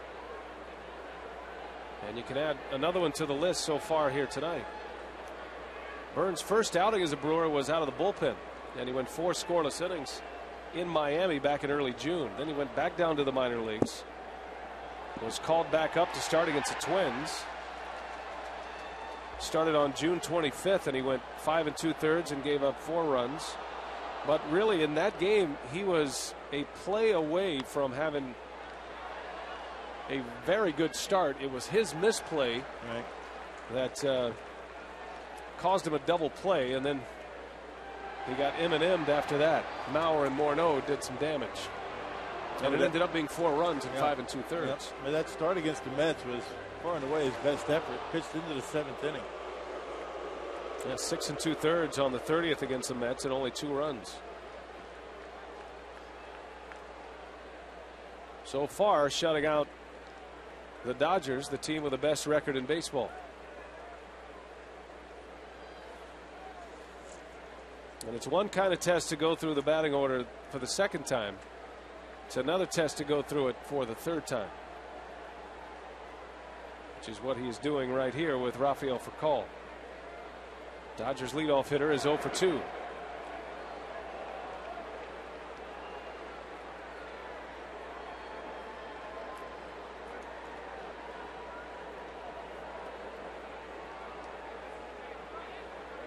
The Dodgers have had a single hit in each of the last 4 innings.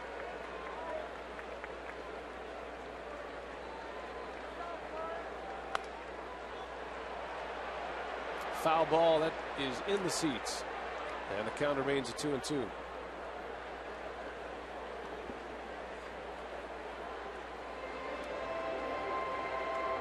Gives you a good indication of times through the batting order.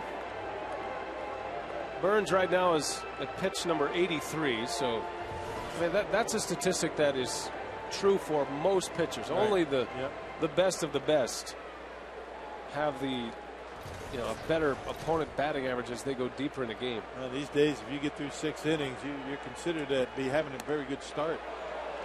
Close pitch. Boy. 3-2 the count on Furcal, and that'll give Matt Kemp a head start at first base. Aren't many guys that are able to get through the 4th time through the order. I guess it was high.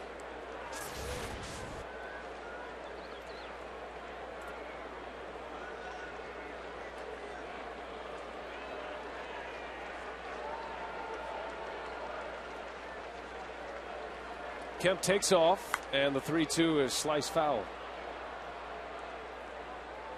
Furcal's a guy to watch. He's been hot lately. He was on base 4 times on Thursday against the Mets. Dodgers took 2 out of 3 from New York.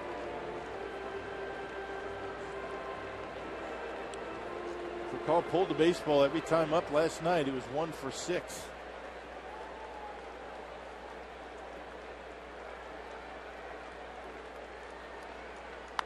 That one's hit well to right, and this one is not coming back. Rafael Furcal with a home run.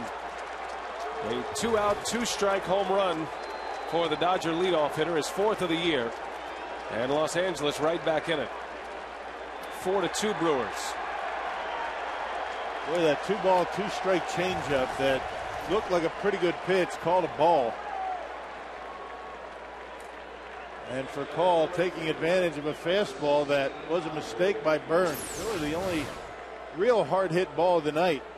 And right down the middle, Furcal able to center on it, pulls it once again, and knocks it out of here to tie the game. Or I should say to bring the Dodgers to within 2. So here's Ethier now with 2 away.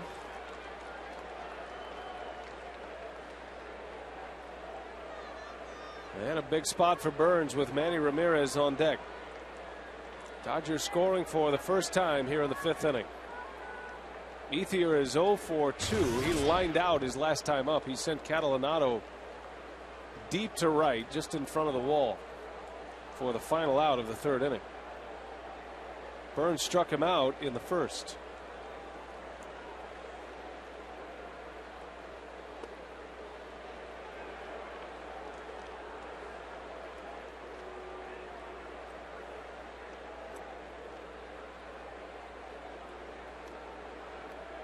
Furcal with his 4th homer, now 21 runs batted in.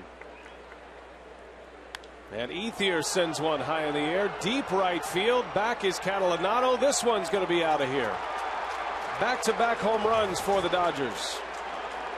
Ethier with 18 on the season, and it's 4-3 Brewers. 7 home runs in this series for the Dodgers. Who said they can't hit the long ball, right? On Dodger Stadium, that ball that Ethier just hits an out. That's why their home run numbers are down. That and the fact that Manny Ramirez hasn't been playing much. Missed 50 games. Fastball out away from him and able to hook it and knock it out of here. Good finish. Good follow through, and Brewers down to a 1-run lead. I tell you, Burns 1 pitch away from getting out of this inning and has given up 3 runs. A borderline pitch, not called a strike. And then the home run by Furcal immediately following, and then Ethier goes deep. And now Ramirez.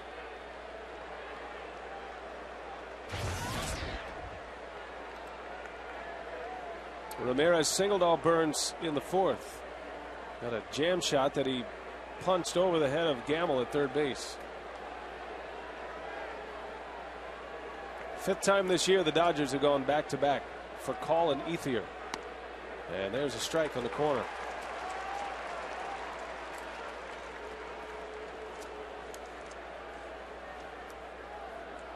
And if you don't make your pitch against Ramirez, he'll tie it up.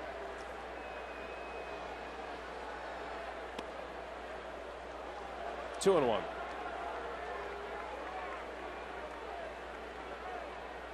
Two big runs for the Brewers in the fourth, which still has him in the lead.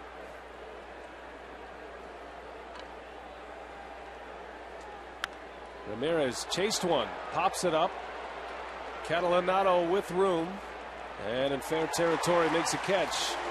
So Burns gives up 3 runs, but the Brewers still lead it 4-3 with Ryan Braun set to lead off when we come back.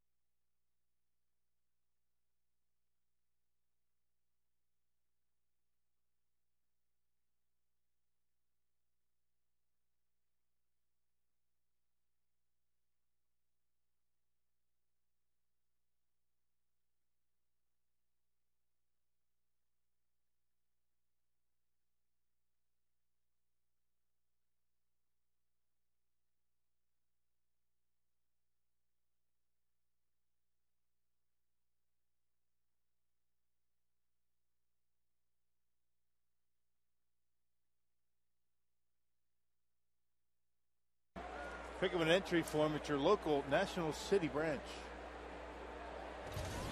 Ryan Braun set to lead off. Scott Elbert is on the mound, and the Dodgers have come back quickly. 3 runs in the fifth for Call, a 2-run homer. Andre Ethier, a solo shot. Back-to-back home runs for the Dodgers. 7 long balls for Los Angeles in this series already. The 5 they hit last night was a season high. The ball is really traveling well in this weekend series with LA. I guess the warmth starting to heat up a little bit here in Milwaukee. A lot of humidity in the air as well. But the ball traveling well to right specifically. You get a jet stream gap to gap here at Miller Park when everything's opened up and the weather gets warmed up. Doesn't need much help down the lines. So this is definitely a hitter's ballpark here at Miller Park. Seth McClung getting loose. Might see him pitch in the 6th. 2 balls and a strike on Braun. 0 for 2 in this game, and a bouncer over to Casey Blake. And Braun is retired. Braun's having a rough series against the Dodgers. His hometown team, the team he grew up following. 1 for 5 last night. He's 0 for 3 today.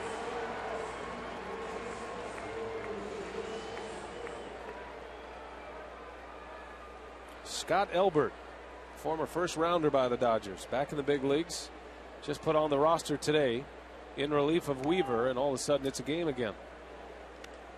Weaver went 3 1/3, gives up 6 hits, 4 runs, 2 earned, and is on the hook for the loss. Pretty much did a good job, did the Brewers, of cashing in with opportunities that Weaver gave them. And now it's time to get to Elbert, who they say possesses a pretty good curveball and a circle changeup. Probably throws some sliders to Prince, and he got that one up there at 94. That's a pretty good arm. I wonder why this guy struggles at the major league level. ERA at 12 last year, 7 this year. That's a good arm.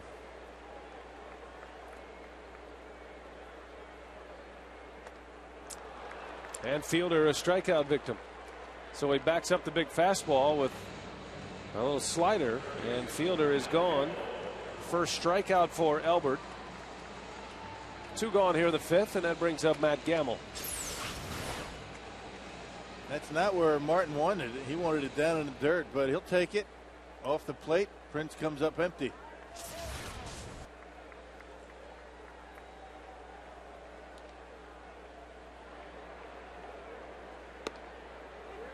Big fastball in there for a strike.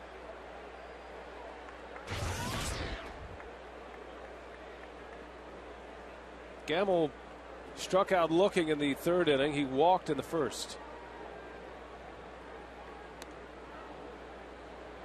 Pretty good book early on Gamble from the opposition. A lot of teams trying to pound him inside with fastballs. Don't want to allow him to get his arms extended. They know he's a good power hitter. He shoots the ball very well to left center. Crowd him with the fastball and the breaking stuff down in the dirt.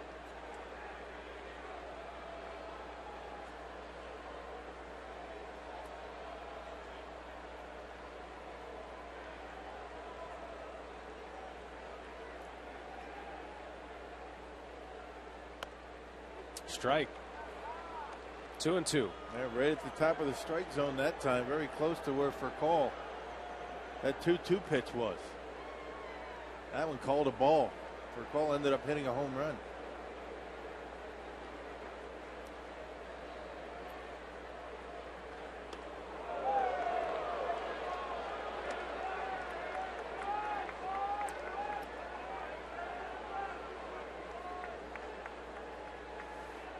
Brewers might have a good book on Scott Elbert. He pitched against Nashville just a couple of weeks ago. And you can bet there was a phone call placed between Dale Swaim and Don Money, the AAA manager in Nashville. Elbert beat Nashville, as a matter of fact, went 6 innings and gave up just 1 hit back on June 25th. Gamble takes a called strike 3, and Elbert has a 3-up, 3-down inning with a couple of strikeouts. 4-3. It's tight once again here at Miller Park. The Dodgers coming up. A key inning coming up for the Brewer bullpen.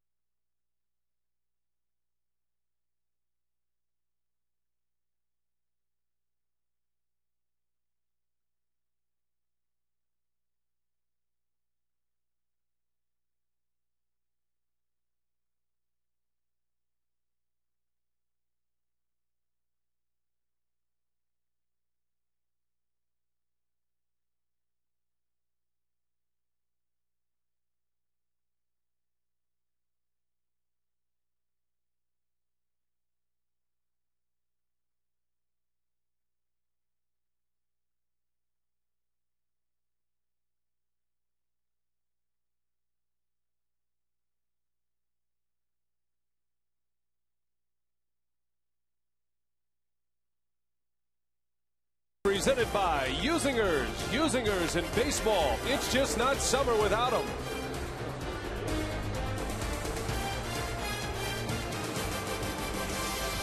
Well, the Dodgers have come to town swinging the long ball bats. 66 total home runs entering last night. That was 13th in the National League. They have hit 7 in this series, including 5 last night, and the 2 tonight back-to-back.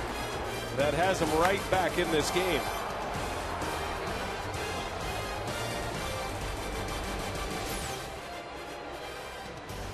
Ball's carrying well here at Miller Park. 4-3, the Brewers lead the Dodgers as we head to the 6th inning. And Mike Burns is out. Seth McClung coming in from the bullpen. And he'll have Casey Blake, James Loney, and Russell Martin. See the numbers on McClung. He's appearing in consecutive games for the Brewers. His 33rd appearance of the year. Well, made a couple of starts back in the bullpen where Ken Maka would prefer to have him. Very effective out of the Brewer bullpen this year. Not as effective as a starter.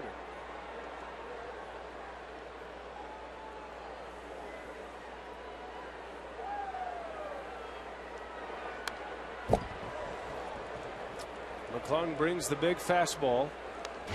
Maka likes his power. He and Todd Coffey, the 2 power arms in the Brewers bullpen. That's one of the things that Maka was concerned about when he took McClung out of the bullpen, put him into the starting rotation. You lost a key power pitcher.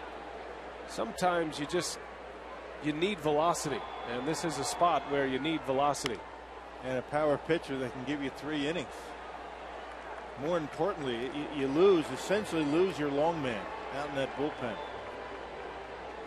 Smith can give you a couple, DeFelice maybe, but he's not very effective against lefties. Coffey's a 2-inning guy, Villanueva, but not too many guys that throw as hard as McClung that can give you 3 innings. That setting sun coming through the panels above the first base grandstand right in Hardy's eyes. Gamble to first, and Blake is retired.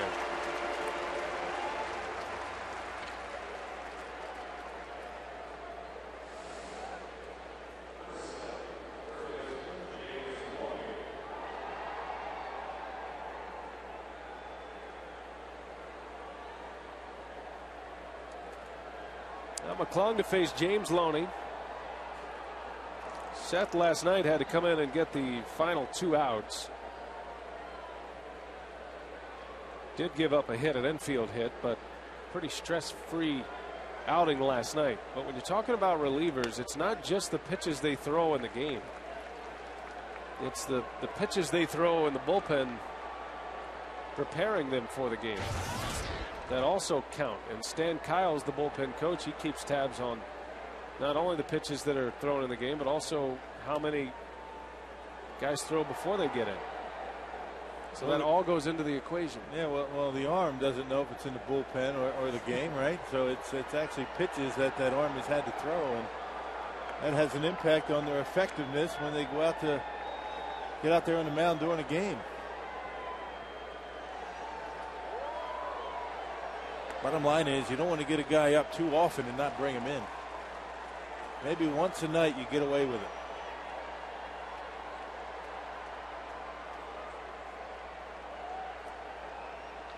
Bullpen starting to show a little fatigue right now. It's showing up in the earned runs. And the All-Star break will be a much needed break for the Brewer bullpen that has been one of the best aspects of this club. But a couple of shaky outings the last 2 games. Late leads lost for the Brewers the last 2 days. Final game of that Cardinals series, the Brewers had a 1-run lead going to the 8th inning. St. Louis scored 5 runs in the 8th, and then last night had a 1-run lead going into the 9th. Cardinals tied it and then scored 6 runs in the 10th.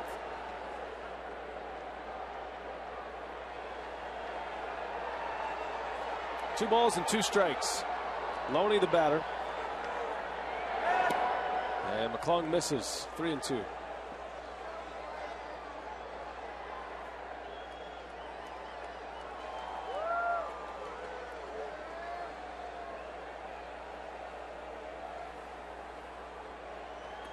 Mike Burns gets the Brewers through 5 innings with the lead, and it was his RBI that has him in the lead. Burns with his first career hit. When you talk about bullpens, I don't think there's a team in baseball right now that is not complaining about overuse of the bullpen and that their bullpen is tired. Everybody's going through that now. Now they get 3 days off starting Sunday night. And hopefully that will refresh that group. Of course, you have some innings to eat up between now and then.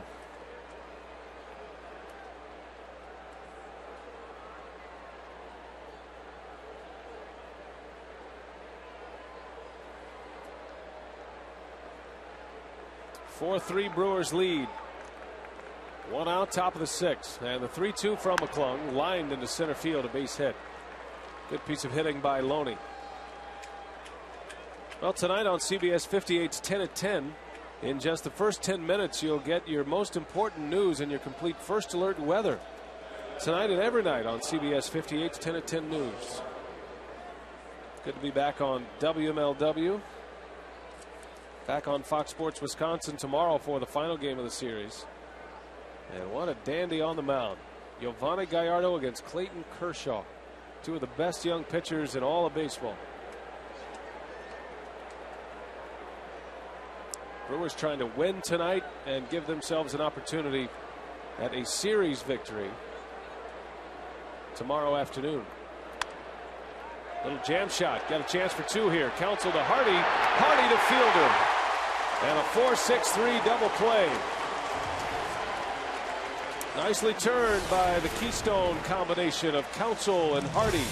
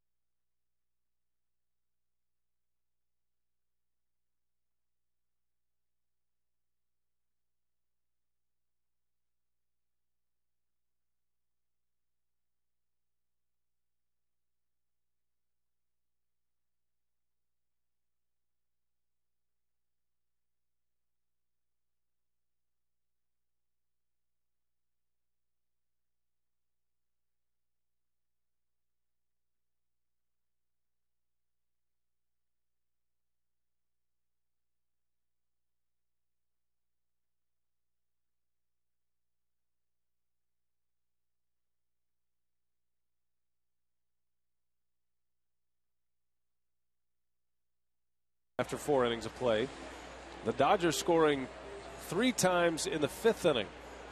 Back-to-back home runs for Call. Hit a 2-run shot. Ethier a solo home run. And that's where we stand. 4-3. The Dodgers have actually out-hit the Brewers 7-6. And the talented young lefty Scott Elbert is back on the mound. He starts his 2nd full inning, his 3rd inning overall. He came in on and got a double play in the 4th. Retired the side in order in the 5th with a couple of strikeouts. I was looking at Elbert's last 3 starts in AAA when he was with Albuquerque, and 2 of those starts against Nashville. Matter of fact, his last start in AAA was July 6th, and that was in Nashville, the Brewers AAA affiliate. Gave up 4 earned runs in 4 2/3. Prior to that, he had given up no runs on 1 hit in 6 innings against Nashville. So you're always wondering about a guy just to the big leagues for the first time, about the scouting reports and the information you have available. But this is a guy that the Brewers would know well coming into this matchup. No, you're not sure what a guy's pitchers are going to do until you get up there into the batter's box and see what kind of life he has on his fastball, what his breaking ball does, and how his changeup looks when it comes out of his hand. That's why ordinarily, a pitcher you haven't seen a whole lot of, has a bit of an advantage. But you saw the Dodgers the third time through, they got better swings off of Mike Burns. It's all about adjustments, not just from game to game. Sometimes it's inning to inning, batter to batter, and hitters do it and pitchers do it. That's how you stay in the big leagues, and that's how you become a Hall of Famer. Cameron fouls it away. Elbert has shown a big fastball from the left side. And a good slider. You can see why the Dodgers are so high on him.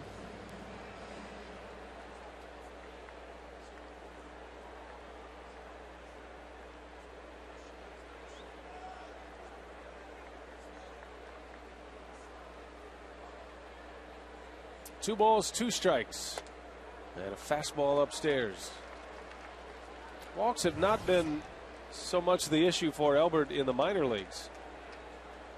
And he had a lot of strikeouts in the minor leagues, more strikeouts than innings pitched, but giving up a lot of hits. Even in Double-A, his opponent's batting average at 250, over 270 in Triple-A. It has to be getting behind an account. You can see I'm sure he's got some delivery issues. Not being able to have a consistent delivery, getting a bit wild early in the count. And I don't care how good your stuff is, if you're down in the count, hitters are going to get hits. They're going to hit the ball hard. I want to remind you this copyrighted telecast presented by authority of the Brewers. The accounts and descriptions of this game may not be disseminated without express written consent. Leadoff man aboard for the Brew Crew. Mike Cameron with a walk. First walk issued by Elbert. And Catalanato pops it up. Easy play. And Loney makes the catch for out number one. Gorillas are hanging in there. Not a bad night for a gorilla suit. No, it's good. Not good too night. hot. Keep the bugs away.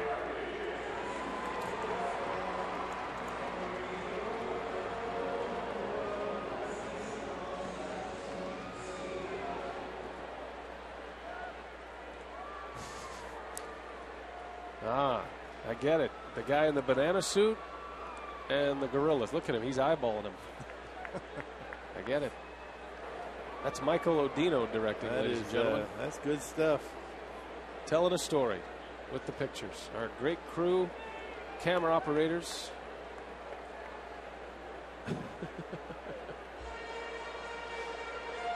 Audio technicians, video technicians. Chris Withers producing, Michael Odino directing. And our great staff here in the booth, Mike Faulkner and Renee Hoffman. Good to have them. Yep. Their family all summer long. There's the crew leader sitting down on the job, Dan Quinn. Maybe he has to sit down.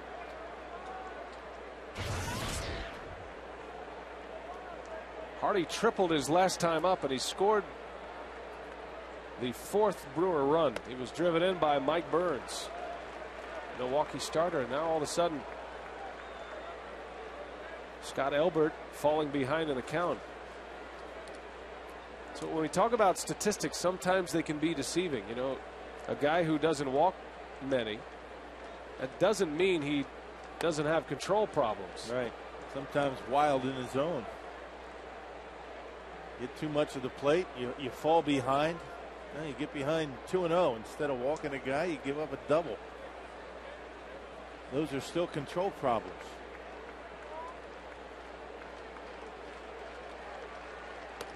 Hardy chased one. 2-2. He's been hitting the high fastball with authority lately, but that was even out of his reach. Yeah, he'd have to jump for that one. Prince did that this year.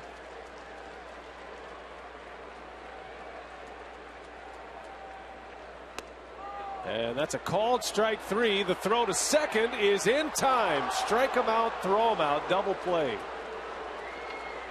Russell Martin guns down Cameron. And just like that, what looked like a promising inning perhaps is wiped out.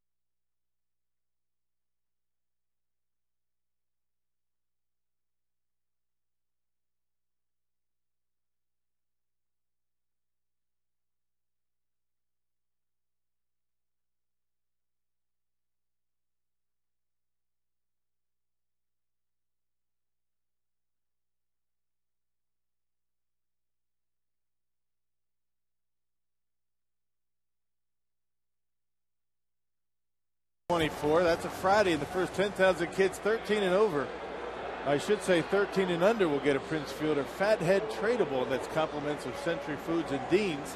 For tickets, call 902-4000 or go to brewers.com. 13 and under. 13 and under. Sure. Don't anybody get the wrong idea. Bill Schroeder said, I could get a fathead. Some of us don't have to be here to get that. Brewers lead by a run, 4-3. McClung back on the mound. It looked like Maka was content to use a pinch hitter for McClung last inning. His spot was coming up next, but the strike him out, throw him out double play allows Maka to keep McClung in there. James McDonald is loosening for the Dodgers. And pitcher spot due up third this inning for the Dodgers. Hudson, a grounder out to Counsell. And one away in the seventh. Our Miller Lite, what's on tap? Final game before the All-Star break tomorrow. The Brewers and the Dodgers at 12:30 for Brewers Live on Fox Sports Wisconsin. A 1:07 start time. All-Star game Tuesday only on Fox. You'll see Ryan Braun and Prince Fielder. And then Thursday, the Brewers back in action against Cincinnati. That starts a 4-game series in the Queen City. And then it's off to Pittsburgh after that. So 7 games on the road to start the second half. Dave Bush is scheduled to return the first game against the Pirates. Dave Bush pitched last night, pitched well in Appleton. Went 4+ innings last night, gave up an unearned run, and accomplished what he wanted to, and he'll have another rehabilitation start in the coming days. Dave Bush out with an elbow injury, not because of pitching, because of a line drive off the bat of Hanley Ramirez.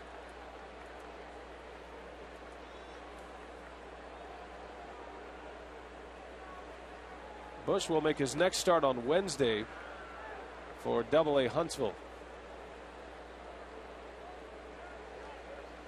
And then he returns to the rotation. I think Ken Maka is anxiously awaiting that day when he can get his original 5 back in there. Manny Parra coming off a terrific start against the Cardinals 2 days ago. It's one thing Ken said prior to this run You know, we've talked about the schedule here with so many contenders, the Giants and the Twins, the Cardinals, Cubs, Dodgers. Down 2 starters basically. Yeah. During this stretch. Well, it was good to have Manny Parra back. I think that you know, for the Brewers to be contenders in this division, Manny Parra's got to throw the baseball well. You need to have a left-hander in your starting rotation. Manny threw well, and hopefully Dave Bush, when he comes back, is going to be on top of his game. Brewers went a long while using only 5 starters.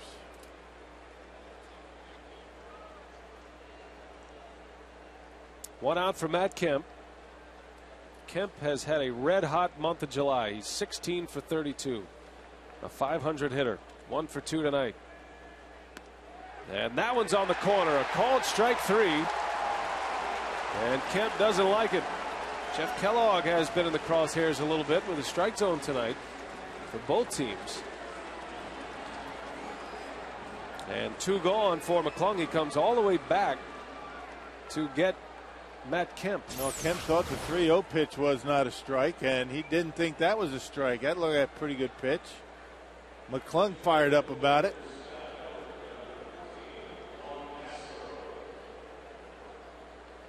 By the way, the strike zones are these days, I mean, you really can't really complain too much by getting rung up. I mean, it is a very small strike zone for the most part. You don't get much sympathy. What's the old adage? Close enough to call, close enough to swing at, Yeah, right? it used to be the old adage. I don't think guys have that approach anymore. Juan Castro pinch hitting for the pitcher Elbert. Another veteran that Joe Torre has on his bench. Slick fielding infielder. He's bounced around in his career, but he was originally a Dodger. Came up in the Dodger system.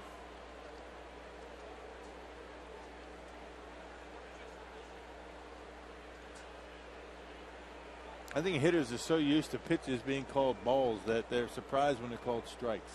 I mean, borderline pitches. Right. Line drive, and it gets by Counsell, a base hit.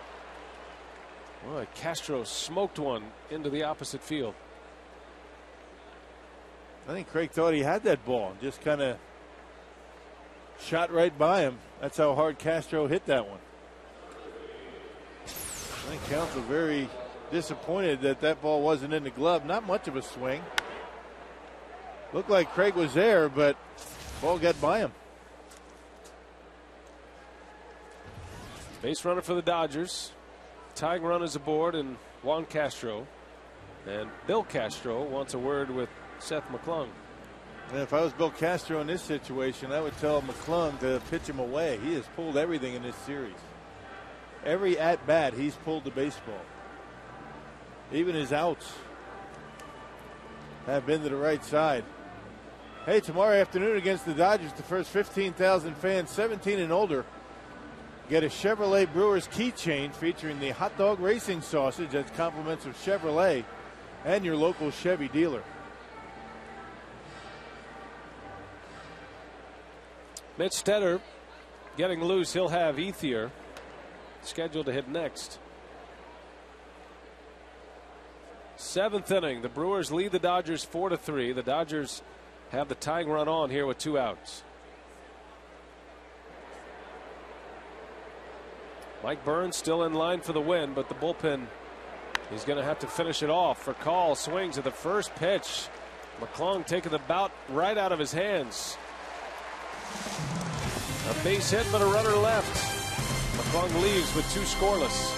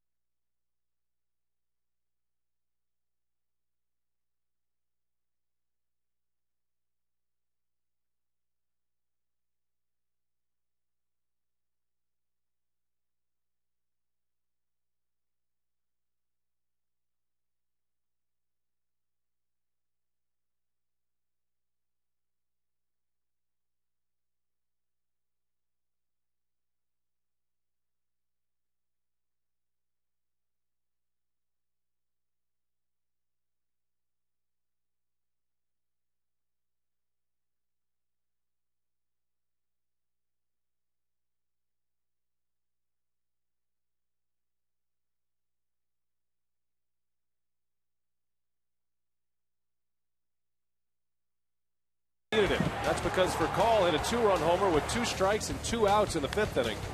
Ethier, the next man up, followed with a home run. And just like that, the Dodgers had 3 runs on the board. They've hit 7 home runs in this series, but the Brewers lead 4-3.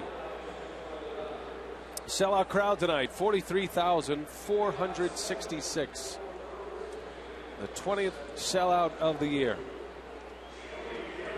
And it's going to be James McDonald to pitch for Los Angeles. Pitcher spot due up for the Brewers, and Jody Garrett will come off the bench to hit. I've been throwing the baseball pretty well, has James McDonald. Last pitched on Thursday, a scoreless inning and 2/3 against the Mets. As we mentioned, plenty of arms down in that bullpen for Joe Torre, 8 of them. And now 2 of them used.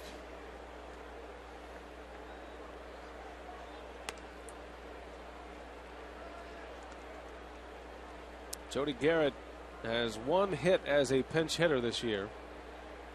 It's been a struggle for him at the plate. Maka could certainly use some more power off the bench. 2 balls and a strike to Garrett. And he lays off one, and it's on the outside corner. 2-2.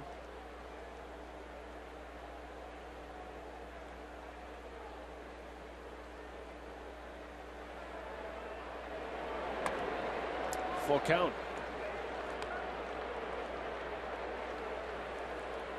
Third pitcher used by Torre. Top of the order would be next. And Garrett, little flare. Back is Hudson. And he runs it down. What a play by Orlando Hudson. Boy, had a long way to go. Never took his eye off the baseball. Didn't look like he had any problems running on that play. A terrific range in the outfield. Orlando Hudson tells you why he's a Gold Glover out there, and made that one look pretty easy, calling off Matt Kemp all the way. Made it look easy. It's not an easy play. Hudson, an all-star for the 2nd time in his career. He'll be heading to St. Louis. 3 times he has been a Gold Glove winner. His first Gold Glove came in the American League with Toronto, and then he had a couple with Arizona. And likely headed for one with the Dodgers.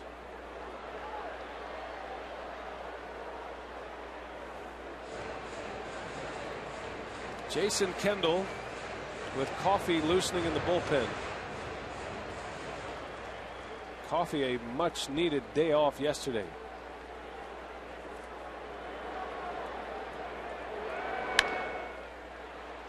Sharply hit, but right at for call. 2 outs. And McDonald, one of those guys that throws in the low 90s. It's pretty straight, not a whole lot of movement on it. One of his best pitches is a changeup. He'll also throw a big overhand curveball, but his changeup's a pretty good pitch.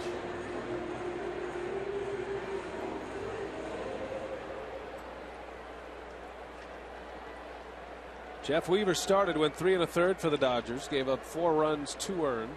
Scott Elbert came in relief of Weaver in the 4th inning, and he ends up pitching 2 2/3 for Joe Torre. No runs, and he struck out 3. Looked good, didn't he? Good thing he had to hit. Had to pinch hit for him. Brewers didn't do much against him. Big hard throwing lefty.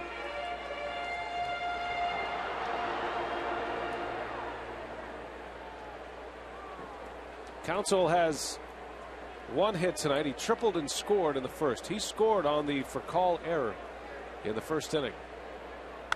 And Counsell rips that one into right center. Base hit. Ethier able to cut it off. Counsell will hold around first, and a wise choice. Ethier has a strong throwing arm in right. Well, always important for that number 2 hitter to get on, even with 2 outs and nobody on, because you get Ryan and Prince to coming up. Got a straight fastball up in the zone and tomahawked it into right field. Another good swing by Counsell, his 2nd hit.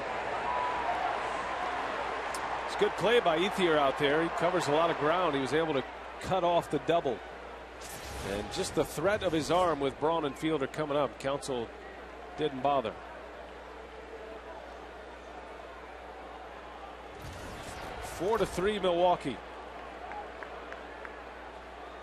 Braun trying to add to it. Another good play by Martin. And Martin's one of those guys back there. You really don't know he's back there. He's kind of invisible because he doesn't box many balls. He keeps everything in front of him. He doesn't move around a whole lot. That's a sign of a good catcher when you don't even know they're there. The last thing you want to do is be on a first-name basis with the guy in the first row behind home plate. Martin was a Gold Glove winner 2 years ago. Yadier Molina won it as the catcher last year, Cardinal catcher, who will start the All-Star game. Russell Martin pulled the trifecta in '07. He won the Gold Glove, he was an All-Star, and he won the Silver Slugger Award, the best hitter at that position.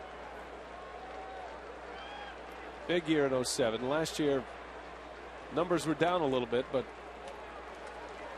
he'll be a Dodger for a while. They locked him up to a 6-year contract last season, prior to last season. And that's a good position to have that stability, particularly with a staff that's as good as the Dodgers. You get that continuity with him back there every day. Similar deal that was signed by Brian McCann of the Atlanta Braves. Martin and McCann kind of came up as the two upstart catchers. McCann is an all-star this year. Martin not selected to the team, but he's still one of the best around. He also brings a little speed to the picture. It's a catcher that can run. 3-1. Braun pulls one foul. And backup catcher for the Dodgers, Brad Ausmus. He's only been in 19 games. I don't even know how many starts he's made. The backup catcher for Russell Martin doesn't play much. There's Ausmus. Many feel Ausmus is a big league manager in waiting. Can't hurt him. Spending some time with Joe Torre. Full count to Braun. Counsell will take off at first, and Braun into the ground. Good pickup by Blake, and the inning is over. Braun's having a rough night. He's 0 for 4. Brewers still lead it, but only by a run as we head to the 8th. Ethier, Ramirez, and Blake coming up.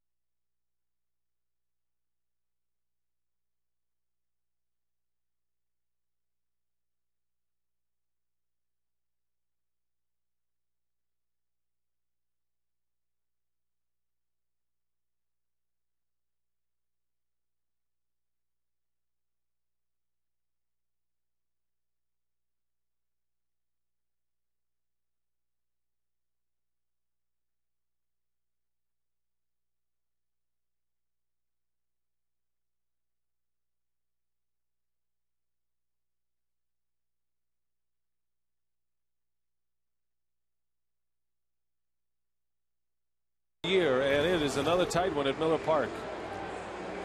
And you could understand the cautious atmosphere that is here at Miller Park after what they've seen the last 2 nights. The Brewers have had 1-run leads in the last 2 games late and lost both games.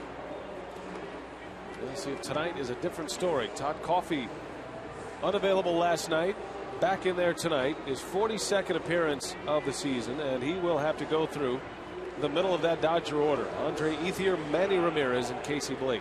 Well, one of the reasons why Maka likes to go to Coffey in these situations, He keeps the ball down, and when he's good, he's got that sinker going down, able to keep the ball in the ballpark. He's only given up the 3 home runs so far this year in those 40-plus appearances. Got some home run hitters coming up.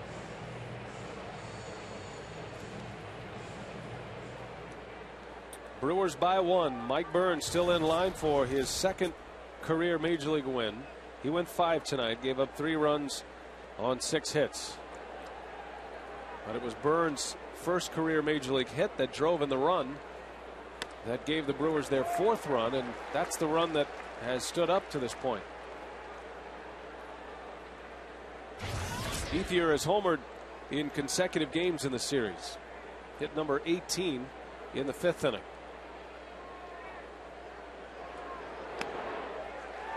97-mile-an-hour fastball from Coffey. There's that good downward movement going down and away from a lefty. That's how he's able to get those ground ball outs and keep the ball in the park.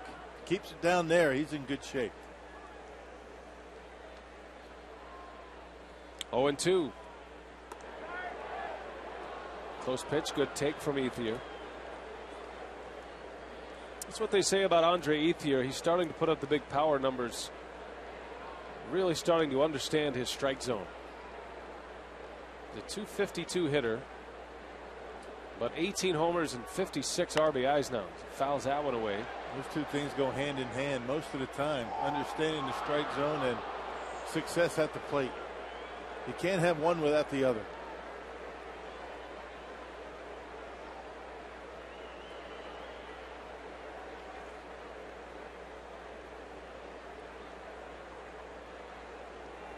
Ethier was in the Oakland organization. He was involved in that Milton Bradley deal that sent him from Oakland to the Dodgers. And down he goes. Coffey strikes him out. Big strikeout for Todd Coffey, first out of the 8th inning. There's that sinker going down and away. That's a tough pitch, particularly when you put it right on the corner.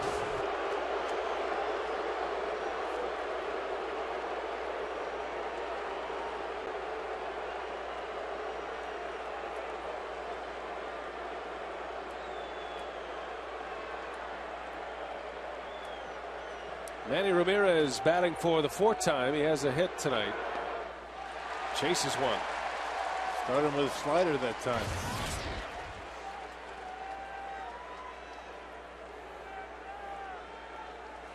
Ramirez hit a 2-run home run last night that put the Brewers on top. Had a hit off Burns. Burns jammed him, and he muscled it over Gamel's head at third. What power sinker from Coffey, and it's 0-2. Take your chances with another one right there.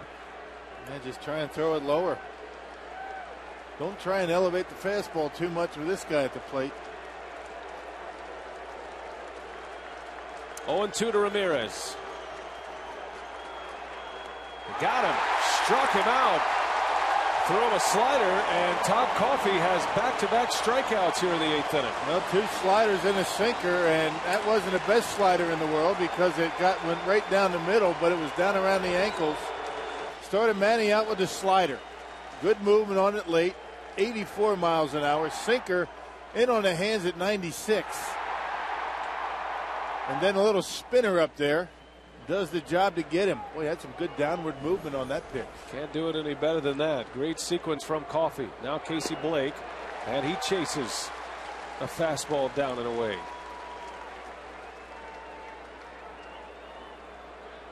Coffey trying to strike out the side and get the Brewers back to the bat in the 8th inning. Prince Fielder set to lead off, then Gamel, then Cameron.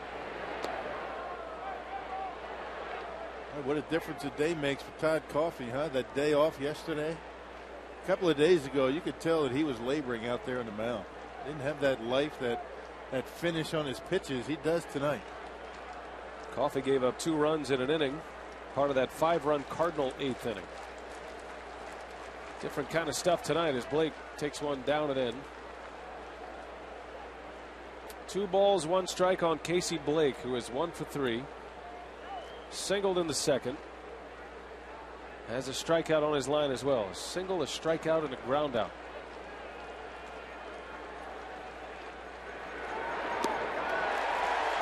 Well, you know you have good stuff when you bounce one to a good hitter like Blake in a hitter's count. And a slider on a 2-1 count. Gets him to even at 2-2. Crowd ready to roar here. Can Coffey strike out the side?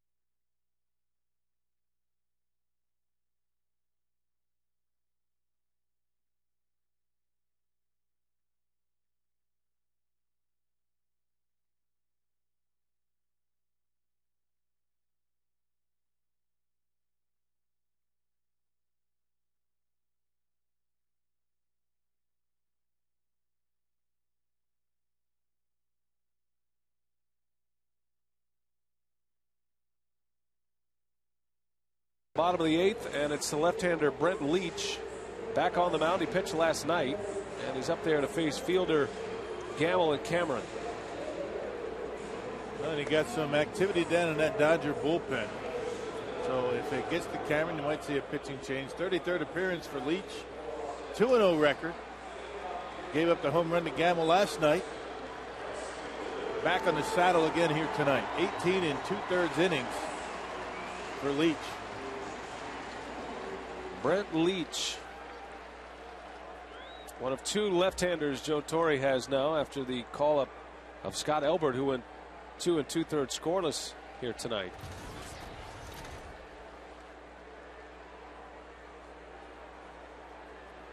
Fielder leads off. Has a hit in this game. He's 1 for 2. Slices that one down the line. That is a fair ball and to the wall. Prince Fielder with an extra base hit. A double for Fielder. His second hit of the game, and the Brewers in business here in the 8th.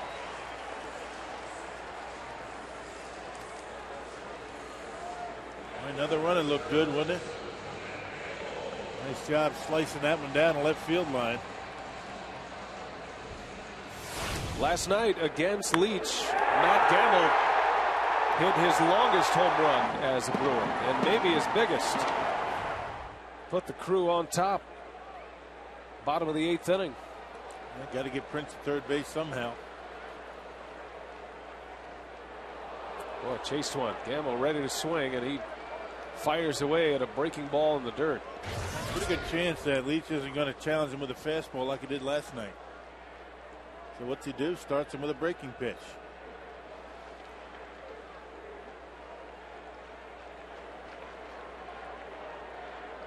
Fielder 2 more hits tonight. He was on base 3 times last night. 3 more times on base in this game. And giving Gamble a chance to add to the lead. Nothing else until he has 2 strikes. Look for something middle in, something you can pull, something you can hit hard to the right side. A base hit's a bonus here. You got to get Prince to third base with less than 2 outs. Got to get that run in.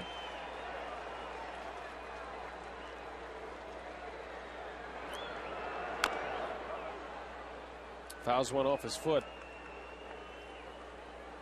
This is the spot where Ken Maka was talking to us about, you know, maybe shortening up a little bit. This is one of those spots where, yes, a home run would be terrific, but the goal here, as you mentioned, is to get Fielder to third base.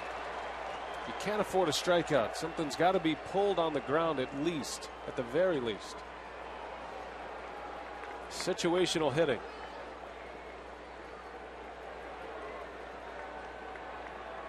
They're just looking for contact at this point. You can't be too picky here. I mean, Gamble, a young hitter, lefty versus lefty. A little changeup down and away. 2 balls and 2 strikes. Gamble walked in the first. Has 2 strikeouts on his line, both looking.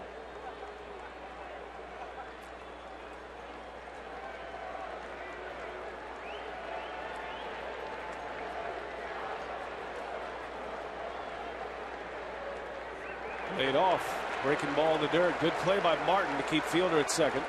But Gamble has worked the count full. And Leach, even though he got a swing and a miss from Gamble on the first breaking ball, hasn't really shown he can throw the breaking ball for a strike. Now, what do you think this discussion is with Leach and Russell Martin?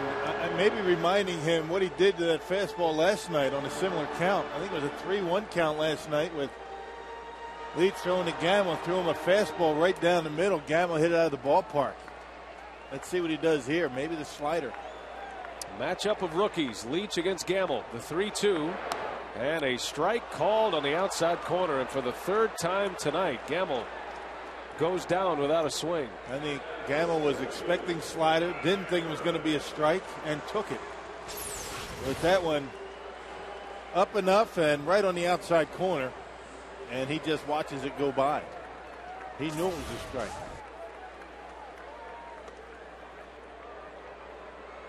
Mike Cameron will draw the intentional walk. Catalanato, the scheduled hitter, but it's going to be Corey Hart who will pinch hit. And we'll see if that forces the hand of Joe Torre. Guillermo Mota is getting loose, a sinker ball specialist. It's a big out. Leach getting Gamble on a strikeout. And Gamble unable to advance Fielder. You know, now the Dodgers able to set up the double play. Remember, Corey Hart not running very well. Hoffman preparing for the 9th.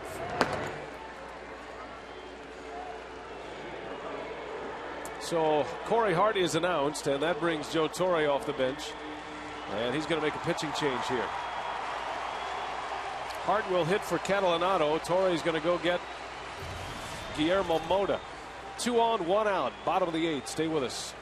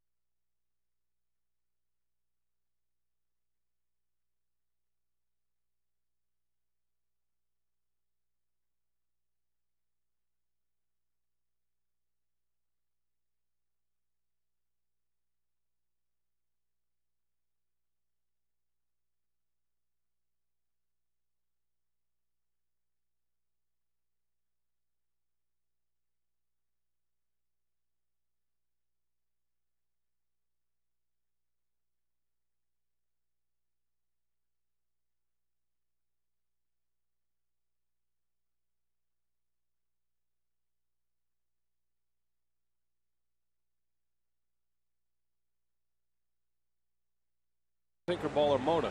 Well, sinker ball, he's got a good slider and a very good changeup, does Guillermo Mota. Sometimes gets a little bit slider happy, gets behind in the count. 38th game for Mota. A very good start to his season. ERA at about 3.5. He pitched a scoreless inning in last night's ball game. Did a good job for the Brewers last year. Big part of their playoff run. Corey Hart knows him well. No secrets between Mota and the batters he'll be facing here. Mota last year for the Brewers had a 4.11 ERA. He appeared in 58 games, primarily setting up Solomon Torres, and he was terrific down the stretch for Milwaukee.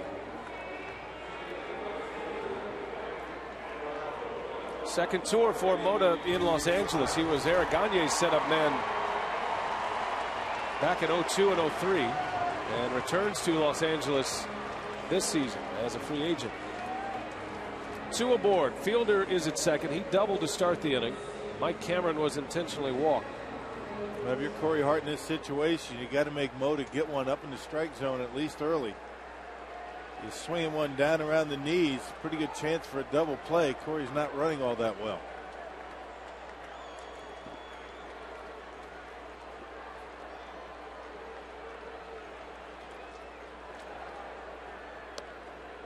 Now Corey Hart has been unable to start games because he's having a tough time running, and he fouled a pitch off of his foot on Tuesday. Sinker ballers are known to get pitches that are fouled off feet. Hart elevates this one, and Ethier will make the catch for the out. Runners cannot advance.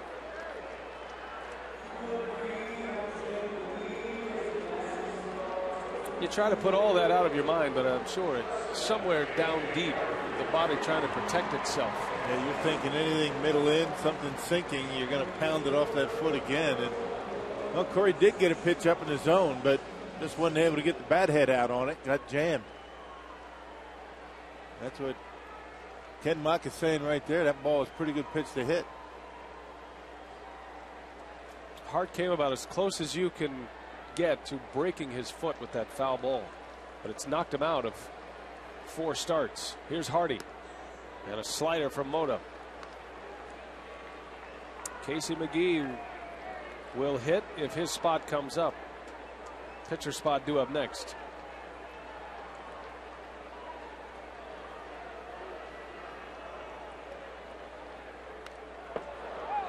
Oh, and 2. Hardy has walked and tripled tonight. He tripled and scored the 4th Brewer run. That was way back in the 4th inning.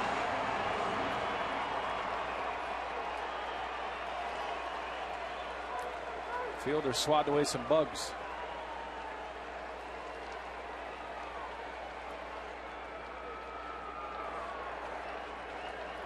Mota deals the 0-2, and Hardy into left center. That's well hit, and that is going to fall off the base of the wall. Fielder scores.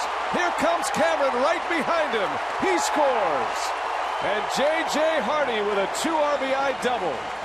6-3 Milwaukee. Boy, talk about clutch. I'll tell you, a 2-strike double to drive in a couple of runs. What a sigh of relief for the Brewers.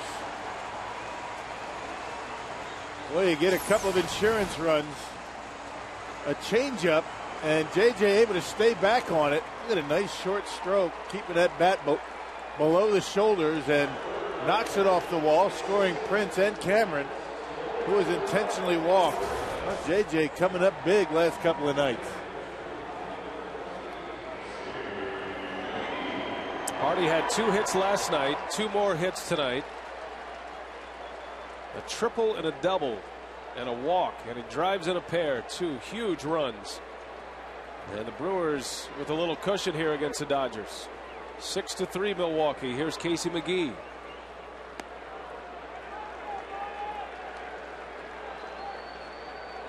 McGee's been hobbled by a little tendonitis in his knee.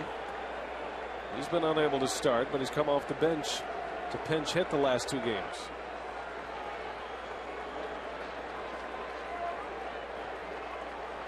6 runs on 9 Brewer hits. McGee down the line, foul. Did you see how short that stroke was for JJ? I'll tell you, just stayed back, nice and short, like a little punch shot under the trees in golf, right? That what it looked like? That's exactly what it looked like. Little hood piece. He's trying to keep that bat out in front very low. Check it out. Watch how low that bat stays all the way through the zone. I mean, nice job by JJ staying back, going down to get a changeup around knee high. A lot of backspin on that baseball, and that's why it traveled so well. You're going to have to look out for Hardy. He's made just the slightest of adjustments to his batting stance, courtesy of Dale Swain. Dale's been trying to get him to do that for now a while. I mean, a couple of months. I was talking to Dale earlier today. You know, he said that he's glad that the results are showing, because hitters, they're not going to stick with a change for long if they're not getting results. But Dale feels like the inconsistencies that Hardy has had this year, his hot and his cold stretches, can be alleviated. He thinks he can be a consistently good run producer. As McGee swings and misses at a slider. He wants JJ basically to trust his hands, take out some of the action with his feet. Take out some of the movement that might, get your thought process taken away from the baseball. A lot what Billy Hall's going through right now. Full count. Here's the pitch to McGee, and he takes a ball. Good at bat. A pinch hit walk for Casey McGee. And the inning continues. Now, if you want to see what we're talking about here, let's take you back a couple of months to Hardy's swing. This is May 17th. Just notice the front foot, the toe tap. He's going to tap the toe. He's going to bring it back, toe tap, and then go after the baseball. Sometimes that's going to get you out of sync. Your timing has to be very good. See, not much of a toe tap, a little bit. He picks the leg up a little bit, but not nearly as pronounced as it was early in the season. And thus, trusting his great hands. You know what makes J.J. Hardy such a terrific shortstop is his hand-eye coordination. So we'll have to keep an eye on J.J. Hardy. Very subtle, isn't it? I mean, the subtleties of the difference between success and failure.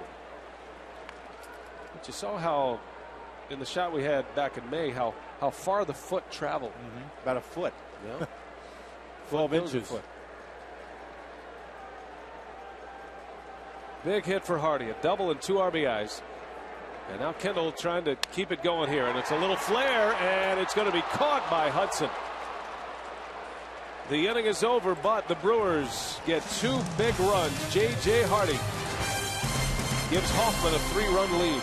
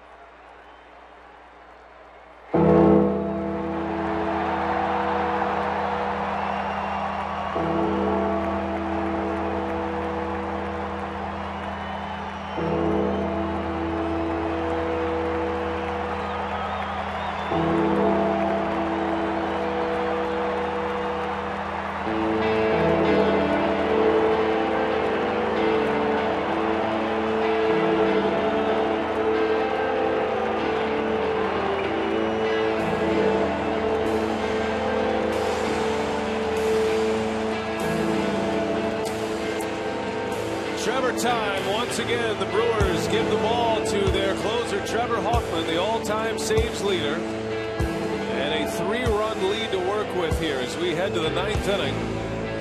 Corey Hart stays in the game. He'll play right field. And Casey McGee also will remain in the game at third base. So Hoffman is on. 6-3, the Brewers lead it. It'll be James Loney to start it off, then Russell Martin, and then Orlando Hudson. 5, 6, and 7 in the Dodgers order.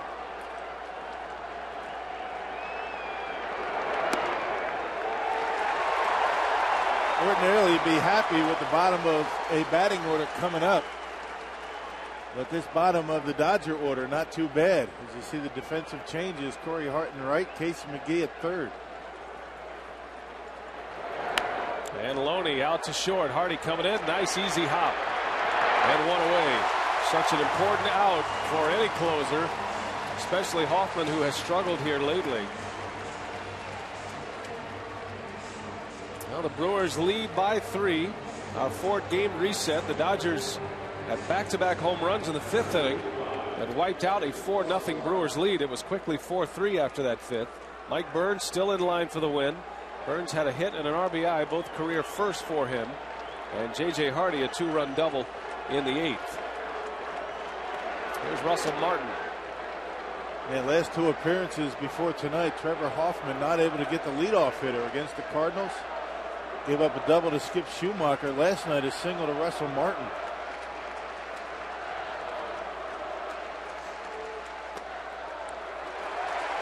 Strike one. Ball and a strike on Martin. Against the Dodgers, Hoffman making his 97th appearance. Matching up with the Dodgers plenty. In the National League West, Hoffman a Padre for 16 years. And 65 saves against the Dodgers.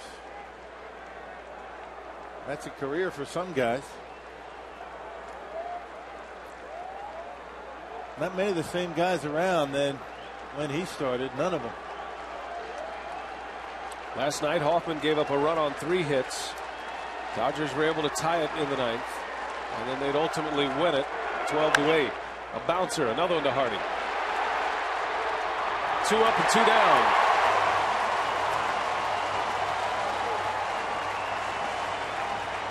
Not many closers can be perfect. Hoffman has blown only 2 saves all year and 2 quick outs here in the 9th inning. Mike Burns started, went 5. Seth McClung 2 big innings, 2 scoreless innings. Todd Coffey struck out the side in the 8th. And now Hoffman to finish it off. How about that? Easy as it goes. Trevor Hoffman saves it for the Brewers. His 20th of the year. And career save number 574. The Brewers win it. They beat the Dodgers 6-3.